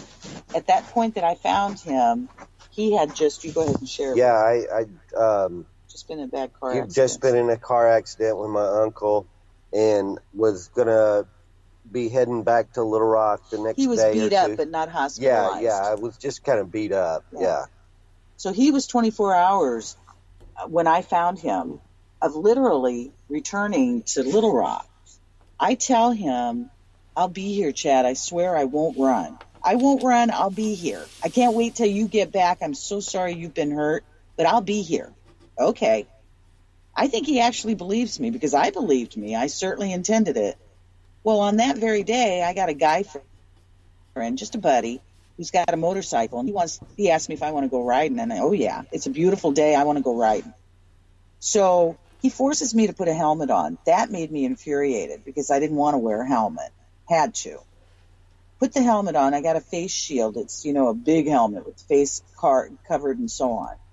We end up taking off and spend quite a bit of time heading towards the river. There's a big Arkansas River in, Little Rock area. And it's got big, beautiful parks and so on. So we end up, that's where we head for. It would probably take way too much time to get into that experience, but we had what, again, I consider a lot of high strangeness that took place on that ride. While we're heading home, it's still light out, still sea out. Sun, I think, is just starting to set. It's perfect weather. There's no reason to have happen what happened. We're not drunk. We're not drugged, but we are at a pretty steady clip. He's, driving pretty good. And then all of a sudden, can't explain to you, but that bike came out from under him. He stayed with the bike and slid, I don't know how many, whatever. I don't want to sound like I'm exaggerating, slid forever. Mm-hmm. I went airborne. Oh, no. Something catapulted me off that bike, and I went airborne. And I must have flown quite a while, because when I hit the ground, apparently, I slid on my face. And thank, the heavens, I've got a helmet on and a face shield. The face shield collapsed, and it cut into my eyebrow all the way down to the bone. So the fact that I didn't have an eye scooped out is amazing, without sounding, too whatever. But it was a pretty good gash all the way to the bone. So I'm a pretty good bleeder. So apparently I'm filling up with blood. Now, this is as weird as all the rest of it. Apparently there was a van following us on that bike who watched this whole thing take place. Because the next thing I know, I'm being turned over in this, I guess, parking lot. They get the blood out of my face, my hair out of my whatever. They kind of clean my face up to some degree, get my eyes open, and first thing I see is a huge neon cross above my head. Oh, wow. Now, I say it lovingly. I'm absolutely convinced that there might be some truth to this. I may be... Wow, it's real. Yeah, I may be in that heaven land. This is crazy. Neon lights. But it's neon. That's all hitting Why me. not? There's neon in heaven. Yeah, exactly. Why Yeah. not? But I'm laying there pretty sure I'm dead. But this is like, I'm taking all that in. And then the next thing I realize is I'm in a church parking lot. And that cross had just been lit up because the sun had gone down. It's becoming nighttime. So the folks that saw all of this, that are helping me, happen just conveniently to be a bunch of trauma nurses and doctors. Oh, wow. Yeah. So I remember them, piecing me kind of back together in the sense of making sure I'm all in one piece with this big gash in my face and that I'm going to make it and live, but I got to go to the hospital. Well, I'm not going to go to the hospital. So the police that show up make it very clear that if I don't go to the hospital, he's going to arrest my friend.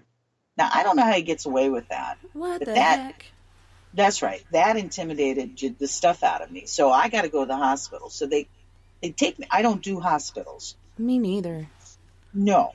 Any more than I ever would absolutely have to. And only because they were threatening my friend. I go to the hospital. Now, my friend, he's got nice road rash, but he's okay. But I mean, he's got nice road rash. I got this huge gash. Get me to the hospital. They get me out of all my clothes, put me in a house gown. And I am like, I got to get out of here. I am not going to go through this. Now, that's just stupid, but that was stupid decisions on my part. I called my girlfriend, the friend that I had told you about earlier, that I called to come meet these good-looking guys on Valentine's night. I call her because she's my bud at the time, my best bud, and I'm like, you've got to get me out of here. She doesn't hesitate, loyal as she can be. She comes up there and literally sneaks me out of that hospital in a hospital gown. I've left everything behind. I'm just getting out of there. Now, I'm in trauma. I'm certainly not thinking, obviously. I've just whacked my head to, God knows what. So anyhow, I see my mom the next day, and she sees this, hole in my head, literally. And she makes it real clear, and I'll clean up the language. I'm going to get me and my, rear end back to that hospital. So, I then drag myself back up into that hospital the next day, and I get all cleaned up and stitched up and so on and so forth. Well, this is all happening. That accident happened when I'm supposed to be meeting Chad. Oh, no. At the time that I had sworn to him that I would be meeting him. Well, delay that a couple of days because, I'm half traumatized with this head injury and so on, trying to deal with a hospital and stitches and everything else. By the time I finally get to my car and figure out I can drive myself, I go driving up to his mom's house. This is 3 days later after we're supposed to be meeting. Chad is sitting there so belorned when he sees me. I'm sure I am the last thing he wants to see. Now, I see Chad for the first time. He's beat all to you-know-what by being in a car. I am dragging up the hill, stitched and beat from, I got road rash from one end to the other as well. So we are a very bedraggled mess that finally get reconnected and decide we're not parting again. We're just not going to do this again. Because something out there is making it real clear we're supposed to be together. So, that was the beginnings. Boy, was that the beginnings. So, life goes on as they say it. We connected at that point and moved forward. So was your guys' first place in the area, or did you move to New Orleans or in the area outside of New Orleans shortly after that? No, this was all in Arkansas. We were in Little Rock at the time. And, our first little love shack, I called it our little love shack. It was adorable. It was right across the street from Chad's trendy oyster bar that he had worked in for a long time. And it was sort of a boho neighborhood and, just very cool people, artists and this and that, politicians. This is Bill Clinton land. And Bill Clinton had been my mother's law professor many years prior. And so, there was kind of a weirdness with all of that as well, just having that kind of weird connection. And so that was our neighborhood, our first neighborhood. I'll just say very quickly, because we've tried to be as public as possible, but in the very beginning of our experience, again, like we didn't have enough trouble just getting together. Mm-hmm. We had a huge tragedy happen to us. My friend that I've spoke about earlier, she was my friend I had worked with her originally. That's how we'd met in the medical world.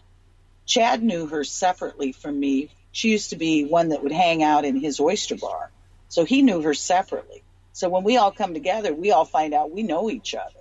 So we're all friends at this point. When Chad and I move in with each other, she's single and she only lives a mile away from us. So she loves our hood, so she comes and hangs a lot with us, and so on and so forth. Well, the short story is that relatively shortly after Chad and I move in, I think we have maybe the first 3 months with each other, what I consider the beginnings of a little bliss land of romance and so on. Our friend is murdered. Yeah. And that murder is, she's murdered. And the tragedy, besides the tragedy of her being murdered, because she is nothing, nobody should be hurt. But what was done to her, I understand, is almost not repeatable. And there's a lot of reason for this that would take way too much time, but if anybody's ever interested, we are open to answer all questions. For some reason, a really rotten lead detective on this case, decided to target me and Chad as being involved in her death. He essentially destroyed our lives. And we had to try to keep it pieced together with understanding that a monster had killed our friend. We had no idea what killed her. We had no idea why. We knew secrets about our friend that we intended to take those to our grave about her lifestyle, her whatever. It could have had something to do with all of this. We have no idea, because her lifestyle wasn't our lifestyle. We were friends. And so ultimately it was just a horrendous situation that was not something that either one of us, and nobody could ever be prepared for anything like that. So it changed our lives dramatically. Finally, after we realized that this was getting publicized, that word was getting out that Chad and I were being thought of as possibly involved in this insanity, we weren't safe under any circumstances. Because nobody was, especially in Arkansas, man. That's right. Oh, yeah. And nobody was protecting us. And so I finally asked the detective, after I had been put through hell, I could write books about what was done to me and what was done to Chad, but me in particular. And so I finally asked the detective, I said, do we have permission to leave here? And he said, you're free to go anywhere you want. He basically threatened that when he was ready for us, he'd come after us. Fine, whatever. At this point, we'd already been through too much. So Chad and I just made a decision to leave that world and try to just get on with our lives. We made some other moves, different directions in the country, exploring and experiencing. And then finally we ended up, my mom had she left Arkansas, she moved to Louisiana in 94, 93, somewhere in there. She contacted us and asked, because Chad and I have never had children. We chose to never have children. So we've always had the freedom to come and go as we please for the most part. So my mom said, she'd moved to Louisiana. She thought we might be enjoy this experience. Would we like to come there as well? We said, what the hey? Absolutely. Let's go to Louisiana. So, yeah, we packed up everything we owned in our big trucks and so on, and we moved to Louisiana.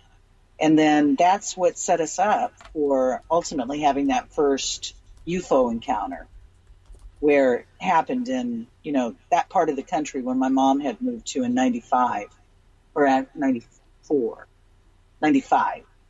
I get lost. It's been so long ago. But anyhow, that's how we ultimately ended up moving to Louisiana in the first place. Well, I was reading in your book, and you were talking about these different paranormal and spiritual experiences you were having in this certain apartment. And I think that was above some sort of voodoo thing. That's right. Did you have experiences before that in another apartment? I'm trying to put it all together, because I know this one was particularly amazing.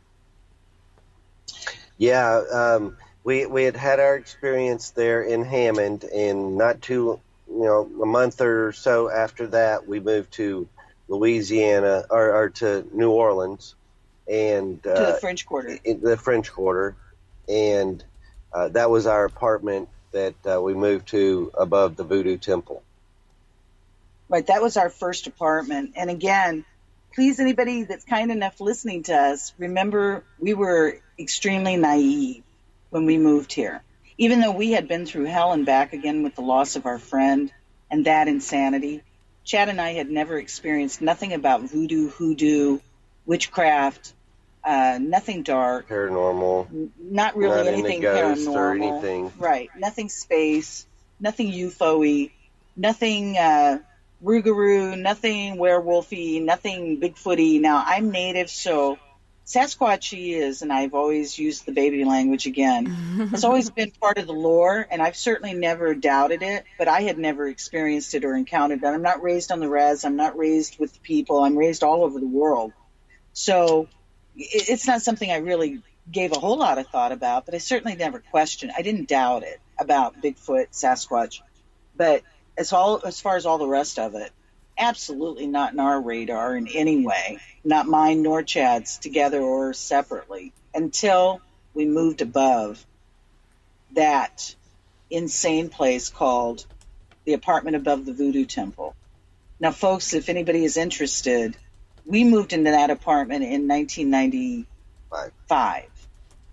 And again, the naivety of it, high tourism, people come from all over the world to experience that Voodoo Temple and that courtyard and that experience. That was not our thing. We weren't interested. We just needed a cheap apartment at the time because the French Quarter we discovered is really expensive, real expensive. And we were not prepared for that. Again, naive. So we ended up moving into this apartment, we thought, because the convenience of the price, we could manage it. And it was kind of interesting in the beginning. It was different and interesting. So that started the process of all of the high strangeness, as far as I'm concerned, when it comes to the French Quarter. Right. We were experiencing everything from ghost to time slips. I had what I call a Virgin Mary-like encounter with potentially slaves that had lived on that property 300 years ago, because that property that we lived on, that temple and the houses and the apartments in that courtyard were original structures from 300 years ago. So you can imagine all the energy moving in and out of that space. So Chad had an encounter, a real up close and personal, he'll share with you, with the voodoo priest that had just died prior to us moving to that area. This dude was the real deal from Belize, the country Belize. And he had brought all his wares and his smartness, whatever, to the French Quarter, to that temple. Well, he had just died prior to us moving there. And Chad had a very direct experience with him. And then I'm just kind of listing it off real quick for you, and then you could, guide us with what you're interested in hearing about, because there was just so much. Money disappearing and then all of a sudden reappearing again in the weirdest places, kind of stuff. I mean, just everything you can imagine we were experiencing. But as you're hearing what we were experiencing and whatever you're interested in, we'd love to share further if you'd like to hear more. But all keep in mind that we lived in that apartment in 95. 10 years later, in 2005, during Katrina, a young couple lived in that apartment. That story has become extremely famous. And again, it is horrendous. To people in the chat room, like, what happened after you guys moved out. Like, I saw that on a totally different show, actually a couple different ones, and I didn't even realize that was your place until I read your book, and I was like, holy shnikes, that place is messed up. Like, not only what's on that property before this temple was built, perhaps that's why they chose this location for the temple, because of all the energy that's there already. But holy shnikes, all the stuff you guys went through. And yes, I do want to go through all that stuff. So did it start with you, Chad, or did it start with Alta? Yeah, I think because this was probably within the first week we were in the apartment, because we hadn't even had a chance to really clean it up or anything, just kind of get in, move in, and, figure out where we were. But we're sitting there. Actually, we're in bed, we're sleeping, and I kept feeling like something was crawling on me, but it was always in the same spot, and you don't have to be dirty to have bugs in the French Quarter, but if I thought it was like a palmetto bug or a bug crawling across my chest. well, I'd go up and I would scratch and, go back to sleep. And this happened 3 or 4 or 5 times throughout the night. Now, I had scratched a couple of, I've scratched a couple of layers of skin off my chest. And now, if it was a bug, it would have been different places. So, all right, okay, well, I get up, I go in to do my work. I'm waiting tables at the moment. And, well, this vision, this memory starts coming back to me. And I'm laying there in bed, and up above me, kind of horizontal, there's this person floating above me. Now, I could only see him from his waist up.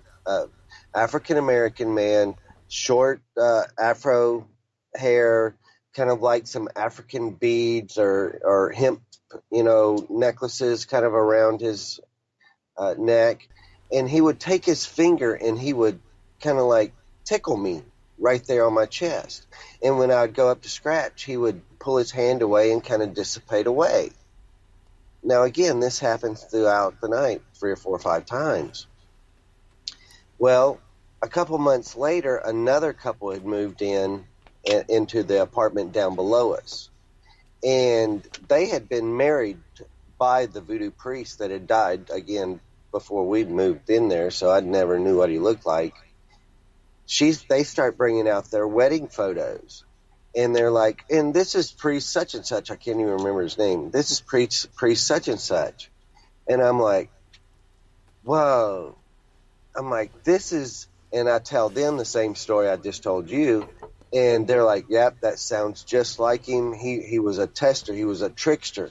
If you were going to be in his presence and be in his space, he would always test you or, make sure that you are okay to be in his space. Well, and let me back up one moment. When I got home from work that day, I out to be a Native American, I grab her smudge and her hawk feathers and, wing and everything. And, so I go around and smudge and I'm like, hey, I don't know who you are. I don't know what you are. I said, but, and you don't have to go anywhere. I said, just leave us alone. I'm going to paint the walls. We're going to have us a nice little apartment, just leave us alone. And so we never had any problems. So that's, again, a couple months later is when the couple down that moved in, and, they said, yep, that sounds just like him. He was a tester. He was a trickster. So, I do believe that apartment is alive, and the only reason that we weren't messed with was because of, that we knew without knowing, we knew to protect ourselves or to stand up for ourselves. Because we never experienced what you're aware of the couple that 10 years later moved into that apartment. We never experienced, from my take on this, I had scary moments. There were moments of true frustration in the apartment, like when money's missing, and then all of a sudden, yeah, exactly, right. And then the givers, and then, let's play with you. I always felt like something, and I've always said this, was pointing and laughing at me, pointing and laughing at us. That's the kind of emotions I feel like I was experiencing, no matter how bizarre and how strange it was getting around there. I never felt the sense of evil, as far as I was concerned, in our apartment. No. Ever. And the evil, as far as I'm concerned, was what was going on around us on that property. More out of human than entity. Exactly. At least in our experience. Yeah, it's very interesting. So the one with the Virgin Mary was the same time that you had seen these 3 slave women, basically. Exactly. Mm-hmm. And then you got... go ahead. No. I was just saying, I always use the term apparition-like, this Mary apparition-like, because, again, I have a Caucasian-looking female that is veiled, that is light-skinned and I'll just be honest with you. I've never thought of the Virgin Mary as being Caucasian and light-skinned, light-eyed, what have you. But she looked just like what you see in depictions of, most Christian pictures or paintings. Or she's robed, she's veiled, she's beautiful, and that was the interaction I was having, was with a being that looked as this.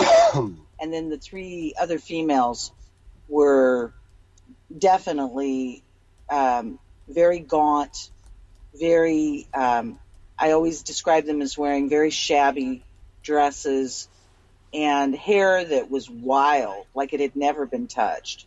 But as I described these three women standing, they were very young, late teens, maybe early 20s. They're standing all in a row, and they're a few feet away from me, and they're reaching out to me. The energy that is coming out of them is not describable with words as far as beautiful.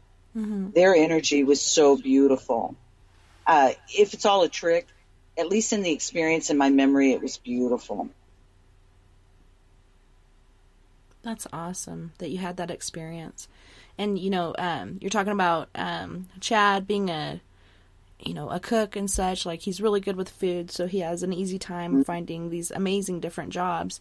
And you got kind of pulled in by accident into the, paranormal field as far as doing readings and such for people. Can you tell us a bit about that?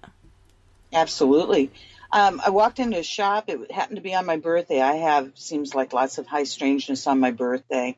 I walked in the shop. They had a help wanted sign in the window. It was a sweet little shop, I thought, as far as it was interesting. It was called, and I thought the name was interesting because I never took too much serious. I was raised of the culture I'm raised of, and Mom, was very determined that I would understand that side of me with all the other mystery to me. So other things such as witchcraft and all the other Wiccan, all the language I'm very familiar with, and I've never been threatened by, but have never had an interest in. This particular shop at the time, I don't believe it's in business any longer. It was called the Witch's Closet. I thought, well, now that's interesting. Let's check this out. So I walk in and, it's got the herbs and it's got all kinds of stuff that I'm not real familiar with. People expect me to be because of the native blood in me, but my mother was the herbalist and all, not me. And so I'm expecting I'm going to walk in there and fill out an application and just get this little job and get myself kind of planted and figure this little community out. Well, the guy that owned the shop happened to be as large as the shop. He's a big man. Uh-huh. And he looked like a kind of an evil Santa. I think that's the way I know how to describe him in my mind, like an evil Santa. You can imagine that. Yeah, and, what is the German phrase for that? Oh, I can't remember. Krampus? Evil Santa. Krampus. Yeah, Krampus. Exactly. Yeah, that's what I was dealing with there. Not nice. An energy I would not particularly be drawn to. I like nice, friendly, what have you. At least polite. So before I can get that application filled out for his little, nothing hired help job, he's wearing a bag on his hip that is in a native fox bag. Like a medicine bag? Head. Right. And in this bag, this is very personal to him. And you can tell what's personal to him is personal because he's got that kind of scary energy, like a wizard. Well, come to find out, he's got the largest, my understanding is, largest coven in this part of the country. And now this is, again, 20 years ago. Dr. John, if you know the artist, the musician, was connected to this coven. So anyhow, that don't mean much to me. Okay. Good for you, I'm thinking, because I'm polite like that. But okay. Let me just sell your trinkets. Yeah, I just want to sell your trinkets or not. Right? This is my birthday. Can we get on with this story? Well, dude takes this pouch off his hip, and he pulls these cards. I call them the symbols. He pulls these cards out of this pouch, and he shoves them in my hand, and he basically forces me to look at these. Now, I'm a big girl. I could have just walked out of this shop, but I'm intrigued. I've never been treated like this, and this is a very bohemian kind of community, I'm thinking at the time, because I'm stupid. I don't realize the amount of energy that's, running rampant in the French Quarter. And so I'm surfing the wave, and so next thing I know, I tell him, well, these are nice. I don't really even look at them because I don't know nothing about tarot. I don't know nothing about any of that. I hand them back to him. Well, that ticks him off. He shoves them back at me, and he said, I told you to look at them. Now, I wouldn't normally let somebody speak to me like that I don't know. So I look at him, and come to find out, I'm seeing my family. What I've been told are my relatives on the tribes of my mother, the nations of my mom, and Mom and I come from Geronimo's territory in Arizona. He's in these symbols. So I'm like, oh, this is bizarre. Right. I all of a sudden feel like I'm looking at my family, because I am. And I'm understanding these symbols. I don't understand any of the words on them, the numbers on them, but I know those pictures because it's my family. Next thing I know, these things are talking to me. And what I mean by that is, again, it's just like you're talking to your family. This woman walks in his shop. She wants to know if there's she can get a reading. He looks at me and he picked me up and he threw me in head first. He said, go do it. I go in that room with this woman. I'm like, oh, this is my birthday. I've had a weird life. Why not? I can add this one to my bucket list. I get in this room with this woman, and her and I are both shocked at just how direct messages were. Both shocked. And so from that moment forward, I never looked back. And that was, 21 years ago, I can't even do the math. I'm not good with numbers at all. I can't win a lottery to save my life. I understood there would be no math. I was so unprepared. Absolutely cannot do numbers. But anyhow, the beginnings on that professional level started in 95. Nice. Well, on that note, we have to go to our second commercial break. And I'm unmuted this time. So you guys, don't go anywhere. We'll be right back after these messages. Heading to Vancouver and looking for a night on the town? The Moose Vancouver is the bar that never stops rocking. Has great food with everything on the menu from $6.95 to $8.95. Fantastic, vibrant staff and rock and roll that will bring you back to when the music was real, the hair was long, and the guitars were rockin'. Get your party on at the Moose Vancouver, the official party bar of Spaced Out Radio. Get your horns up with me on Spaced Out Radio. This is Ron Bumblefoot Thal. Come tune in to SOR where you can hear me rock out with Little Brother is Watching, the official theme song of Spaced Out Radio. And then come on over to bumblefoot.com where you can find out about my tour schedule, my music, and everything else. Bumblefoot.com keeps you up to date on what I'm doing and the best way to stay in touch with my music and music camps. Sign up for my newsletter at bumblefoot.com and remember, Little Brother is Watching. When it comes to the news, we look for the stories that the mainstream won't cover. Welcome to Spaced Out Radio's The Encounter. This is News Director Everett Thiemer. The Encounter is about the weird and strange stories that occur daily, and we scour the world looking to bring them to you. You can hear me with Dave Scott every Monday through Friday in our Encounter news segment. Read us online at spacedoutradio.com or check us out and give our Facebook page a like at SOR The Encounter. So come give The Encounter a read. You hear footsteps in the empty room above you. A rocking chair begins rocking by itself. Don't be afraid of the things that go bump in the night. Reach for Spirit Storybox, the iPhone app the Huffington Post UK called the only ghost hunting app you will ever need. Spirit Storybox. The spirits are telling their stories. Are you listening? Hi there, this is Geraldine Orozco from San Francisco's Bay Area Meditation.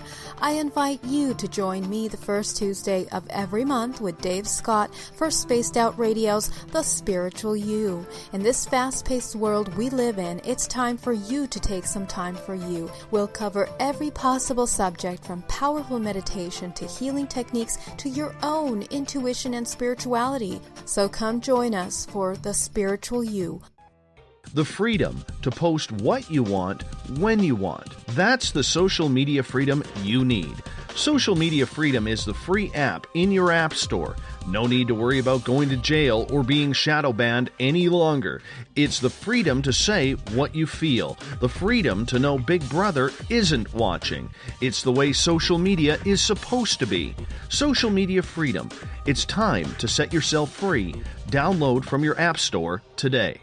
You know, it's hard being the bad man of ufology, but that's just the way that I like it. This is Chris George Zuger, and I'll be hanging out with Dave Scott and SOR scientist Chris Cogswell for Reality Paranormal, the second Wednesday of every month. And our job is to break it down and come to conclusions as to what is really going on in the supernatural world. I'd love for you to join us right here on Spaced Out Radio.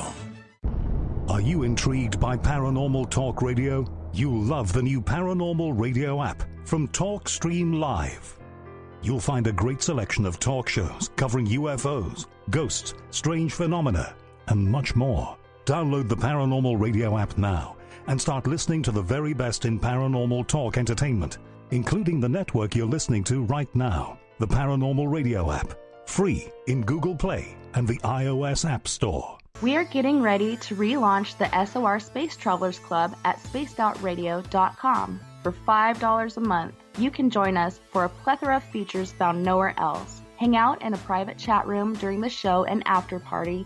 You can check out some exclusive content and a store specifically for you, as well as a private listener forum where you can post your thoughts, stories, and pictures. The SOR Space Travelers Club, coming soon to spacedoutradio.com. Do you want to know what's really going on in your world? Do you have questions about who you can trust in the mainstream media?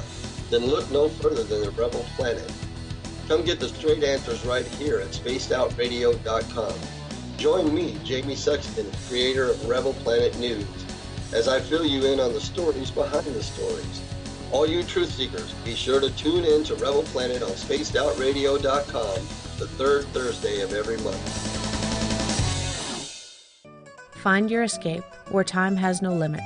It's about living today and cherishing the heritage of yesterday. A spirit of adventure for what is new, with the nostalgia of the past. Your timepiece is a reflection of who you are. Life surrounded by beauty from the world around us to the soul within. EscapeWatches.com.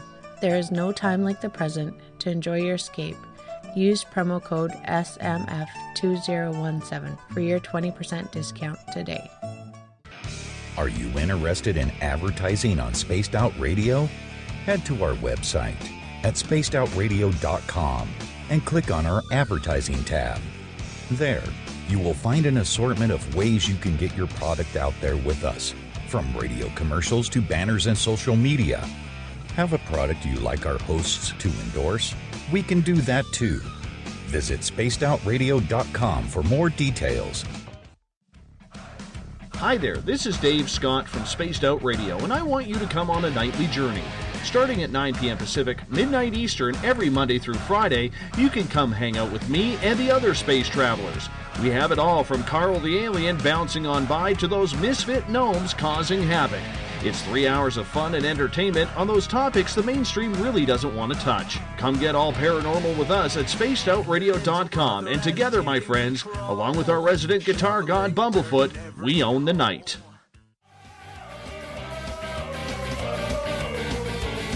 Sit back, relax, grab a drink, and listen closely. Spaced Out Radio continues through the weekend. From the mile-high mountains of Colorado to you, listening around the world, this is Spaced Out Weekend with Tessa Nicole Thomas.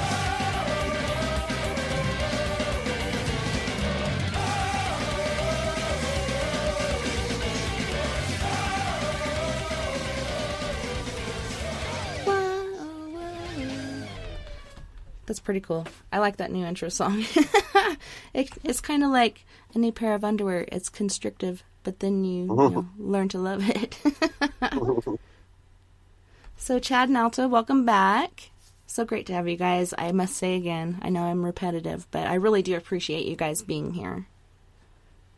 We really do appreciate you having us. Again, we're having lots of fun. Yeah. And really enjoying this. Thanks again. No worries. So we've been kind of creeping up to the main event as far as the Orbduction. So that's how you ended up meeting your new friend, was through doing this work. You're working for this house of a man and doing these readings. Right. That was a brief stay. I moved on from him and went to work for a family-owned business that started their business back in 1929. They were the first in the quarter, that my understanding was, to offer readings, and it was not legal. So it was a real interesting dynamic. They set it up as a tea house. So the folks with money would have their drivers bring them in, drop them off at the front door. We're talking again back in 1929. Folks would, they'd come in through the front door. It would look like they were coming to have tea in a little social gathering. They'd slip off into a back room and they'd get a reading, and then they'd slip out the back door. And so this went on for, eons. And then this family they extended themselves and opened up another location. So they had 2 locations in the French Quarter. And they pretty much had that all tied up as far as connections with all worldly sort of connections. All the big names in sports, all the celebrity kind of what have you, dealt with this family business. So built a big name for themselves. So that's who I went to work for. I subcontracted for them. And in doing so, it aligned me, my word again, alignment. Very different than just meeting somebody for me. I know I was aligned with Chad, and the young woman that was then involved in our experience in the Orbduction, I'm absolutely convinced we were aligned with. At that time, she was 24. This is now, fast forward, if you will, we're no longer in the Voodoo Temple apartment. We've now left that location. We have now kind of moving up in the world. We now live in this very gorgeous townhouse in more centrally located in the quarter. And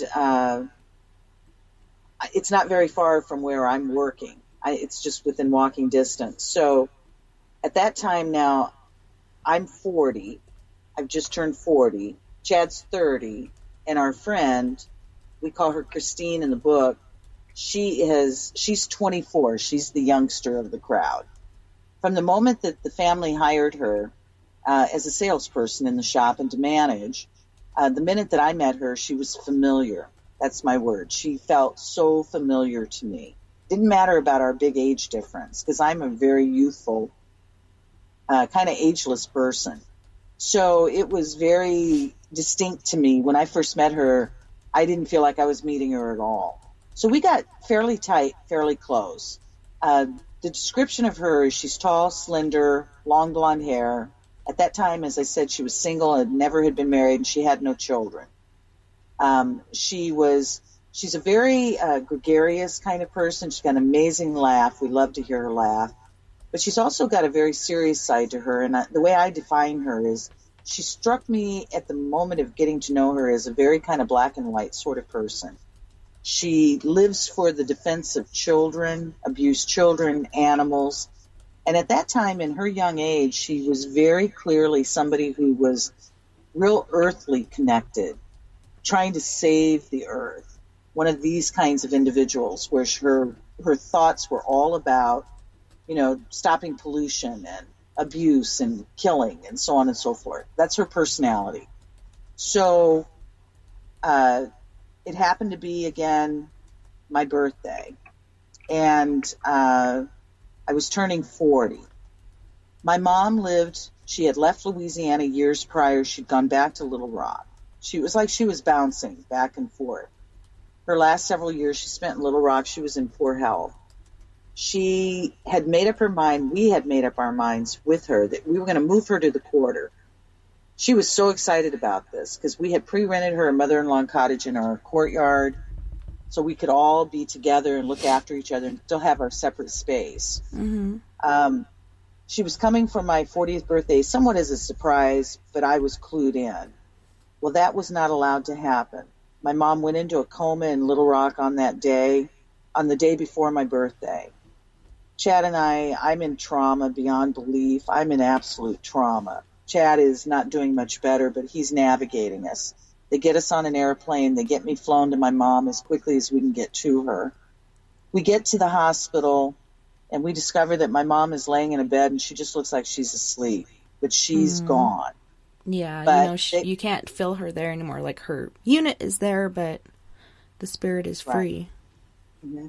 And so, more high strangeness, I'm begging the doctors to let me take my mom home. Because, again, in the native world, the one thing my mother had always said is never let me be put in a hospital. And absolutely never let me be put on machines. That's So how it's my everything mom was, hap- too. She didn't want to live like that because that's not living. Right. Right. And for both Chad and I, if we could just take a moment to express how sorry we are to hear about your loss. I understand it's been a long time, but it's always there, and we're so sorry for your family. And again, thank you so much for allowing us to connect with you and, have this time to share with our moms around us, helping us, have this meeting and celebration. But on that particular day, the day before my birthday, she's in the coma. I'm not allowed to bring her home. Sorry to interrupt, but I was going to say to you, too, I'm sorry for your loss, because really no matter how much time goes by, you had that connection, and it really doesn't get any easier. You just kind of learn how to go about certain things. Absolutely. Absolutely. So, as it would be, she literally died on my birthday the next day. And what's even crazier, like all the craziness in my life, my mom was pronounced at the time I'm born. So she dies on my 40th birthday to the time I'm born. Wow. So and that was like 3/23 or something like that? At 3/23. 3/23. Right. And so we returned to New Orleans broken. I'm broken. And I'm having a real hard time pulling it back together, but I've got to go back to work. And Chad's got to go back to work. And so I have this huge inheritance at the time, and we bring it all with us. We sold what we needed to, found homes for items, what have you, and then brought a whole lot with us. One of the items that we brought back with us was my mom's telephone. And so that phone, we discovered, had a life of its own. It appeared to be haunted. So we finally, found a home for that phone, told the person they wanted the phone. They loved my mom. And so that started to show us, that, again, we're in an apartment that seems to be very alive as well. And so I'm in a very sad state. Christine asked me one night if I wanted to go out and have dinner and drinks in the quarter. We had never done it before. And so I agreed. I say, let's call Chad and have him come join us. I know he'll want to hang with us. We only lived a couple blocks from the shop, so Chad got all cleaned up. He walked over to the shop. It's just the three of us. She's got the managerial duties. She's got the keys. She locks the shop up, and what we took note of is around 9:30. That's what all three of us remember, is 9:30. We come out of the shop. Our plan is to have no plans. It's spontaneous. We're just going to make a night of it, starting on one end of Bourbon Street, and just walk the 13 blocks all the way across the quarter. So I'll start this off because I've been talking a lot, and then I'll have Chad interject his memory of all of this. My memory of this is the minute we stepped out of the shop, I instantly took note of and remember stating that the energy was off. Something felt weird. Now, I don't go around and talk like that. Even though it's kind of the world I work in, I don't talk like this. But that night, it was very distinctly different. It felt weird. I said it out loud. They were in agreement with me. We didn't make no big deal about it. We just took note of it. Off we went. From the time we started that evening, and I'll have Chad pick it up, we started at a location that Chad had worked at prior on Bourbon Street. He didn't work there any longer, but that's where we decided to start that night. Yeah, and we get there, and when we get closer to Bourbon Street and all, we're like, where is everybody? I mean, there was just a few stragglers, but there was nobody. It was just really weird. And, you kind of know your neighborhood, the vibe, the what goes around. And yeah, you're like, this ain't Nolans. Yeah, this is the quarter never sleeps. Yeah. Right. There were no people. Right. So we get over to this place that I used to work at, and, we know the band, we know the bartenders, the owner, So, and it's a hopping place, it's a bar, restaurant, and then a nightclub upstairs. So we're like, well, let's go over there, you know. We'll start there. Well, we get there, and there's only one person working, and it's the manager. You know, there's no wait staff, there's no bartender there's no band playing. There's no clientele. It's like a strange night like that first one you guys had. It was just crazy where there was... Nothing made sense. Yeah. So, you know, we didn't even stick around. We're not thinking paranormal either. No. We're just saying, what the hell is going on? Right. Where is everybody? Right. Mm-hmm. And the guy that managed there, he was he is a Mardi Gras Indian. And he had met Alta's mom and, you know, knew Alta was Native American. So he's like, you know, I want to show you my regalia, my costume. So we go up there. But again, we didn't stick around. You know, we went up. We were cordial and off we went. And then we're like, okay, well, let's get on with it. I love their native wear. It's so colorful and vibrant and beautiful, and it just shows all these different emotions, and it's amazing. Right. But take note of that with you mentioning that you're aware of what you know or what you're seeing. This man had known me and Chad for a couple of years. This man had never indicated, to my knowledge, did I ever know that this guy was a Mardi Gras Indian until this weird night. And all of a sudden now, when we're in a very vacant location that should have a whole bunch of folks in it, he wants us to go upstairs to that dance club to look at his regalia. Now, that's just bizarre. I remember very clearly when this was going down. He was probably, maybe he knew it was going to happen, so he was trying to save you from that. Like, maybe if they stay here for a while, you know, when we converse and such, but you guys were, like, in a hurry to get out of there and go to another place. Yeah, so we leave that spot. Yeah, so we decide to kind of go over kind of more down, you know, closer to, you know, more of the local places and get off of Bourbon Street, you know.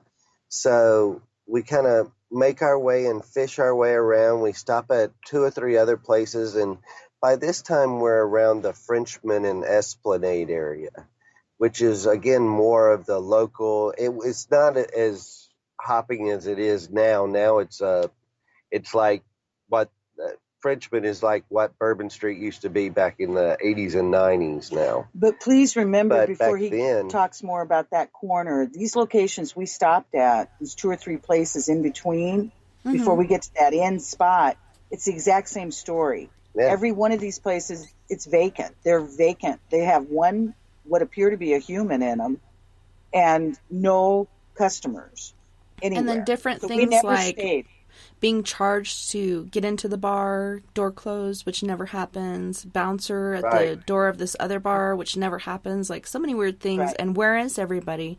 Like, was there a mass abduction? Because you see one pile, but perhaps there's more piles of people there somewhere.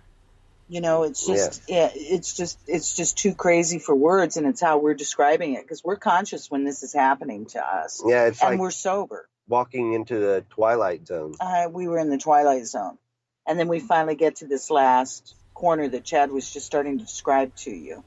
This corner is called Frenchman. It's Frenchman and Esplanade, I believe, is the actual corner. Right. Well, and you thought it was something else for a while, right? Well, Decatur. It's kind of like it's kind of like a triangle there. So we get to this last place that's a local club that's always jumping, not on this night. So at this point, I finally say to Chad, I just want to go home. I'm so bored. I just want to go home. Those are my words. Kind of like, you know, Dorothy, this ain't Kansas no more. Right. And I see a stoop to go sit down at. There happens to be a little cute, adorable doorman at that last spot where I had never known a doorman to be before. This is a dive. And he happens to look like he's close to the same age as our friend, Christine, that's with us. So she stops and she's visiting with him, because I walk past him and I look in the doors and there's nothing in there. There's nobody in there. So at this point, I'm like, I'm over this joke. I just want to go home. So I go sit on the stoop. Chad follows me. I tell him I just want to go home. I see her, my last memory is she's visiting with this little guy. And I'm thinking, well, at least there's a cute little guy for her to visit with before this night is over with. That's the last thing that I remember, consciously remember. And then Chad has had regression of that night, because what ultimately comes out of this story is that we find out that's the last thing the three of us remember. It's around 11 o'clock at night. We've been out an hour and a half. We've explained to the best of our ability, we're in the twilight zone. We're conscious. We have not drank, nor have we taken any kind of drugs. And we've always said to anybody that will hear us, we're pretty sure there was nobody around to drug us. Mm-hmm. So anyhow, that's the last thing the three of us remember on a conscious level, is around 11 o'clock at night on that street corner. And then the next thing I know, I don't wake up, I come to. It's a big difference the next morning. It's somewhere between 8 and 9 the next morning, and I'm sitting straight up in my living room. The sun is blaring through my window. I am sitting straight up. My eyes popped open, and I'm rubbing my arms, and I can feel something in my upper arm. Now, this is all happening instantaneously. 1 minute I'm on a street corner with those two, next thing it's the next day I'm in my house. Mm-hmm. Again, for the sake of time, as I said, Chad's had regression. If you'd like to hear that portion of this so he can share with you what came out in that regression, because my memory, I'm the only one out of the three of us that it would appear was returned with memory of what I call the in-between. I have none of coming off that corner, and I have none of being returned home, but I have all that in between. Chad has no memory at all. And our friend Christine, the last thing she remembers is 11 o'clock on the corner, and the next thing she knows, it's somewhere between 3 and 4 in the morning. She's now behind the steering wheel of her moving car. It's moving very slowly. It's in a whole other area of the section of the city than where she parked it that morning. And it hits a parked car and it knocks off her rear view mirror. This is what essentially seems to have jolted her too. And then there's more to that story. So, however you'd like this said to you, again, Chad's regression can share with you his understanding of maybe what happened to us as far as coming off that corner. Okay, yeah, we'll start with Chad, and then you, Alta, and then perhaps you can share a bit of what Christine remembered in her crazy experience. Right, okay. Yeah. So, again, the last thing I remember is, that stoop. Next thing I know is I wake up at 9 o'clock or, around 9 o'clock the next morning. But in my regression, what came out is we're standing on the stoop, and all of a sudden, from around the Frenchman side of the building, I see this bright light, very bright light.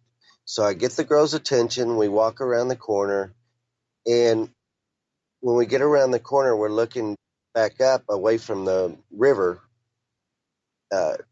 end of Frenchman, and there's this orb, and it's this just bright white, live, electric, beautiful, ball of energy or sphere. It's about 15 foot off the ground. It's about a half a block down the street. And all of a sudden, it just kind of comes towards us, and it just engulfs us. It takes us in. And it's 12 feet in diameter. Yeah, it was about 12 foot in diameter. And it just kind of engulfs us. It orbducts us. My next memory is I'm walking down this corridor. It's very metallic-y looking walls. No rivets, no bolts, no, very clean. I'm following this being, and he's probably about 3 foot tall. He's got this very big bulbous head, kind of a pale gray skin. Now, I only saw him from behind, so I didn't see his face. Now, he didn't look like the grays that you see on TV or any of that. He kind of had substance. He was more like a dwarf. How he was dwarfish. He kind of waddled when he walked, Yeah, fuller. Yeah, he was full. He wasn't skinny and frail. Now, to my left, I could see, out of the corner of my eye, I could see a tall blonde female walking beside me. Again, this does describe our friend that was with us, but I didn't turn to see if it was her. My next memory is I'm in this room, and the room just seems infinite, just, like it just went on forever. Very dark. I could see my immediate, and then again, off to my left, I could see a tall blonde female laying on an examining table. There were 3 beings around her, one on each side, and kind of one of her head, and it's like they were doing examining. They were probably about 7 foot tall, very praying mantis-y kind of looking, buggish. Mouth closer to their chin, big almond-shaped eyes. They were wearing these cloaks, but kind of like the Grim Reaper, but without the hood. Mm-hmm. And so I kind of, direct my attention back to my immediate, and I look over to the right, and there's this little blue being. And now he looks a lot like the beings the aliens that you see on TV, the big bulbous head, almond-shaped eyes. But again, probably about 3 foot tall, very frail. But his skin tone, his being, he was just this electric blue, just this awesome blue. And his aura, his presence was that of almost like a professor / shaman, healer, ancient knowledge, scientists, just all combined. And he goes over and he picks up this box. And he's got it in his right hand. He takes his left hand and puts it into the side of the box. And when he pulls his hand out, there's this substance, and it kind of looks like that slime stuff that the kids play with. It's kind of a little translucent. It's blue, about the same color blue that he is.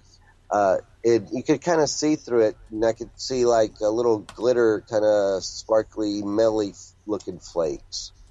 And now I don't even remember him setting the box down, but by this time he takes his right hand. Now he only has 4 digits.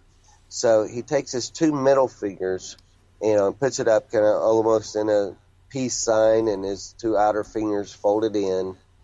And, kind of like almost like you see the depictions of Christ or Buddha. But when he does this, and he's got it kind of close to his other hand and in front of this substance that's floating above his hand, this substance starts spinning. And the faster it's spun, the blueness and the sparklies kind of dissipate out of it and kind of are rotating around it, And it starts slowing down, and it turned into this double-pointed crystal pyramid, kind of shaped crystal. And I remember thinking to him, why are you showing this to me? I'm not a doctor. I'm not an engineer. I'm not a scientist. This is something very important. And he told me that I would know in time, or when it's time. Mm-hmm. My next memory is I'm in this other room, and this room is only has 3 walls, 2 that are very, straight and sharp, 1 that's kind of concaved. And it sounds really weird, and I hate this part, but there's this like overstuffed leather chair, in the middle of the room. And I remember thinking to myself how out of place it is, because again, the walls are metallic and very, space agey, futuristic. And here's this overstuffed leather chair. So, just weird. And I said to myself, it looks comfortable, but it's not. Mm-hmm. So it's a trick. I walk a little closer to the wall that's kind of concaved. And what I thought was this, solid wall, I could see through it. It was translucent. you know. It was like a wall window. And I get over there closer to it, and I could see stars and planets. It's like I was out in space somewhere. You know, it's like what you see on, you know, where you just, there's stars and I'm floating out in space. And so I'm sitting there kind of in awe. And all of a sudden, right outside, I mean, just right outside this wall window, this little craft shoots past.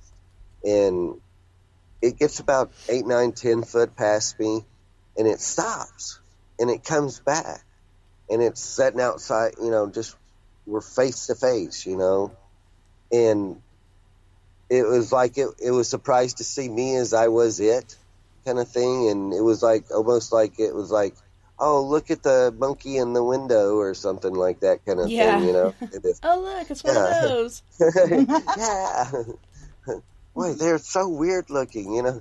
But anyway, you know, it sat there for like, you know, 30, maybe 45 seconds, not long at all. And, you know, it was like, you know, I could feel intelligence out of it. And then all of a sudden it just shoots off, you know, in the same direction it was going in. And my next memory is waking up in bed the next morning. And then Alta, what did you remember? So my, as I said, last memory is that corner, and the next thing I know, I'm standing on the edge of a crater. My environment around me is all in the coloring or the shades of black, white, metallic, and blonde. I feel like, to give you a picture of what it was that I was experiencing, I feel like I was standing on the possibility of what looked like the so-called landings on the moon landings. It looked like that's the environment I was standing on. And as I said, I'm on the edge of a crater. I'm looking down in this very big, deep crater, and there is no movement down there at all, but there is a metallic structure in the base of this. It's large, it's rectangular shape. I have no idea if it was a big hangar kind of building, if it was a craft, what exactly it was. As I said, that's all that I remember down in the bottom of the crater, and it was, things were happening very fast. So try to remember as I'm describing this, it feels like it's almost instantaneous what's happening. So as I'm trying to grasp, first of all, I'm standing on a crater. I look like I'm on the moon, and I got what the haze down there. And as I start to lift my gaze back to the surface, I'm taking in that the perimeter of the crater has light, small orbs. When I say small, though, they seem more like big watermelon sizes or bread box sizes of these white orbs all the way around the perimeter of this crater. They felt intelligent to me as well. As again, I'm trying to take that in, I'm now all of a sudden aware that there is something behind me. I don't completely turn around. I just kind of quickly pivot around. And as Chad said earlier about that big stuffed chair, these are parts of these experiences that are hard to admit. But this is how I remember my experience. The part I don't like admitting is that when I turn around, several feet behind me are what appear to be humans in different ages. I don't remember any people of color. What I'm remembering is all Caucasian, but different ages, children, or a child and a few adults, male and female. Everybody's dressed. They seem to be, this is real bizarre, they seem to be dogpiled, if you know what I'm talking about. Nobody looks upset. They all seem to be what I say, or the appearance is suspended animation. I don't see any distress on anybody's faces, nothing like that. But my normal behavior would be to go to them to see if I can help. Are you in trouble? Whatever. That'd be my normal almost getting in the way, trying to be too helpful. But not in this instance. By the time that I could make a decision to completely turn around and move towards them, now again, instantaneously, I'm now turned back around facing that crater with now a being standing right next to me. It's a female. She's fairly tall. I'm 5'5", somewhere in that range. She's over 6 feet because I have to put my head back a little bit to look up at her. Mm-hmm. She is standing so close that it's as if we're almost touching. So again, in a very shortened version, not easy to tell you, she is, to me, the most beautiful female I've ever seen in my life. Beyond description beautiful. She has long blonde hair. I have no idea of her eye color, because what's interesting is that I didn't seem to care. Mm-hmm. I didn't care to know who she was. I didn't want to ask her any questions. I didn't have any of these kinds of thoughts. She's in a bodysuit, like as all described from what I'm understanding, people who claim to have these encounters. This one piece that she's wearing that looks completely fitted to her body, and she's perfectly proportioned. And what I find the most amazing about my experience or my memory is that this is my take on this experience. Whatever was going on with me, I felt that I was home, that I had gone home. I had no desire to have any questions answered. I didn't care about any questions. I didn't care about anything. I was very childlike in the experience in terms of my emotions. I've often said that if I was a puppy and I had a tail, it was wagging off. I was so excited to be there and to be what felt like reunited with her. Again, I have no idea who her is, but I didn't care. I was just so happy. Was asking, so do you feel that the blonde-haired 7-foot lady was a Nordic Pleiadian or hybrid being, and was she accompanied by Greys?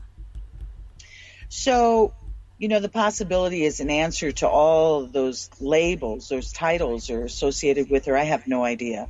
I absolutely have no idea. I've never used any of that language. I just describe her as I experienced her. There were no other beings that I'm aware of in that experience. It was just her.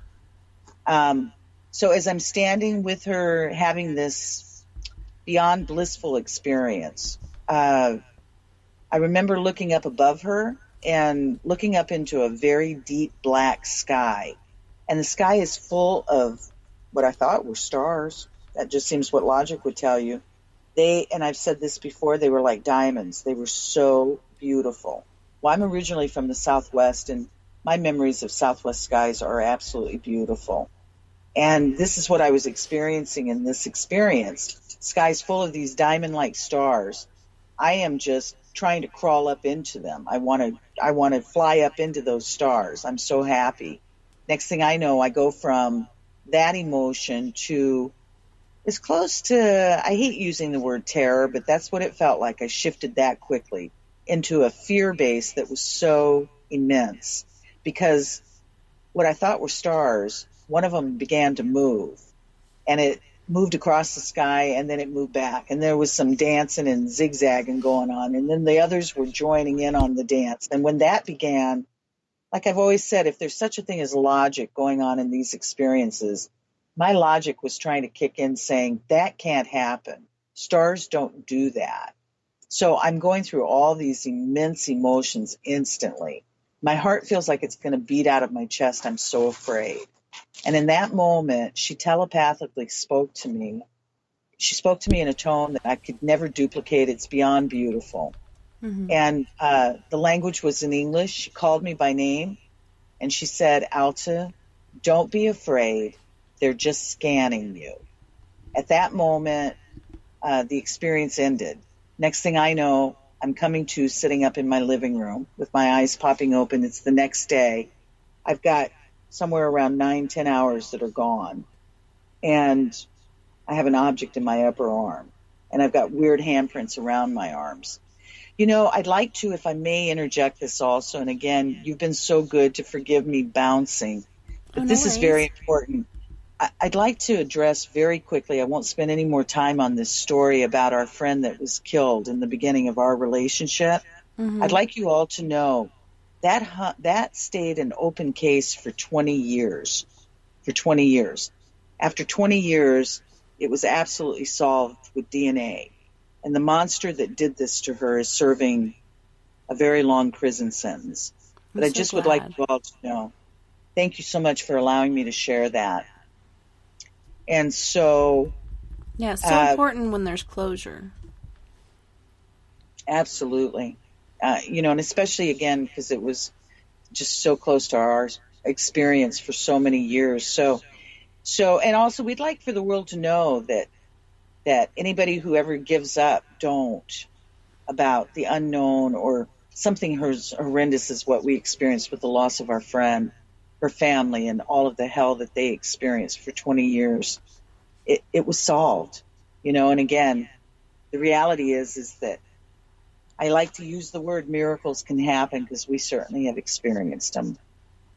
So I come to the next day in my living room, losing my mind, absolutely losing my mind, because I'm having this full-blown memory. I'm also now instantly saying, where's Chad? Where's our friend? Because, we've already gone through hell with losing a friend in the beginning of our relationship. How do you explain missing people? All of this is hitting me instantly. Mm-hmm. And so ultimately, thank the heavens, moving the story along, Chad happened to be asleep in our bed. He woke up about an hour or so after I came to. Our friend, though, is still missing. She's not in our apartment. Last we knew, she was on that corner with us. It took a couple days before we got reconnected. And then she just made it real clear to me, because Chad and I were panicking, needless to say. We just sort of dug in and just stayed very quiet. I didn't have to work a couple of days conveniently, and so we just dug in and just trying to get our grip. And it was kind of like PTSD, though. You guys had what the heck just happened, and where's Christine? Right. What the heck just happened? Where's Christine? Yeah. Exactly. Right, and all we have is ourselves, dealing with this.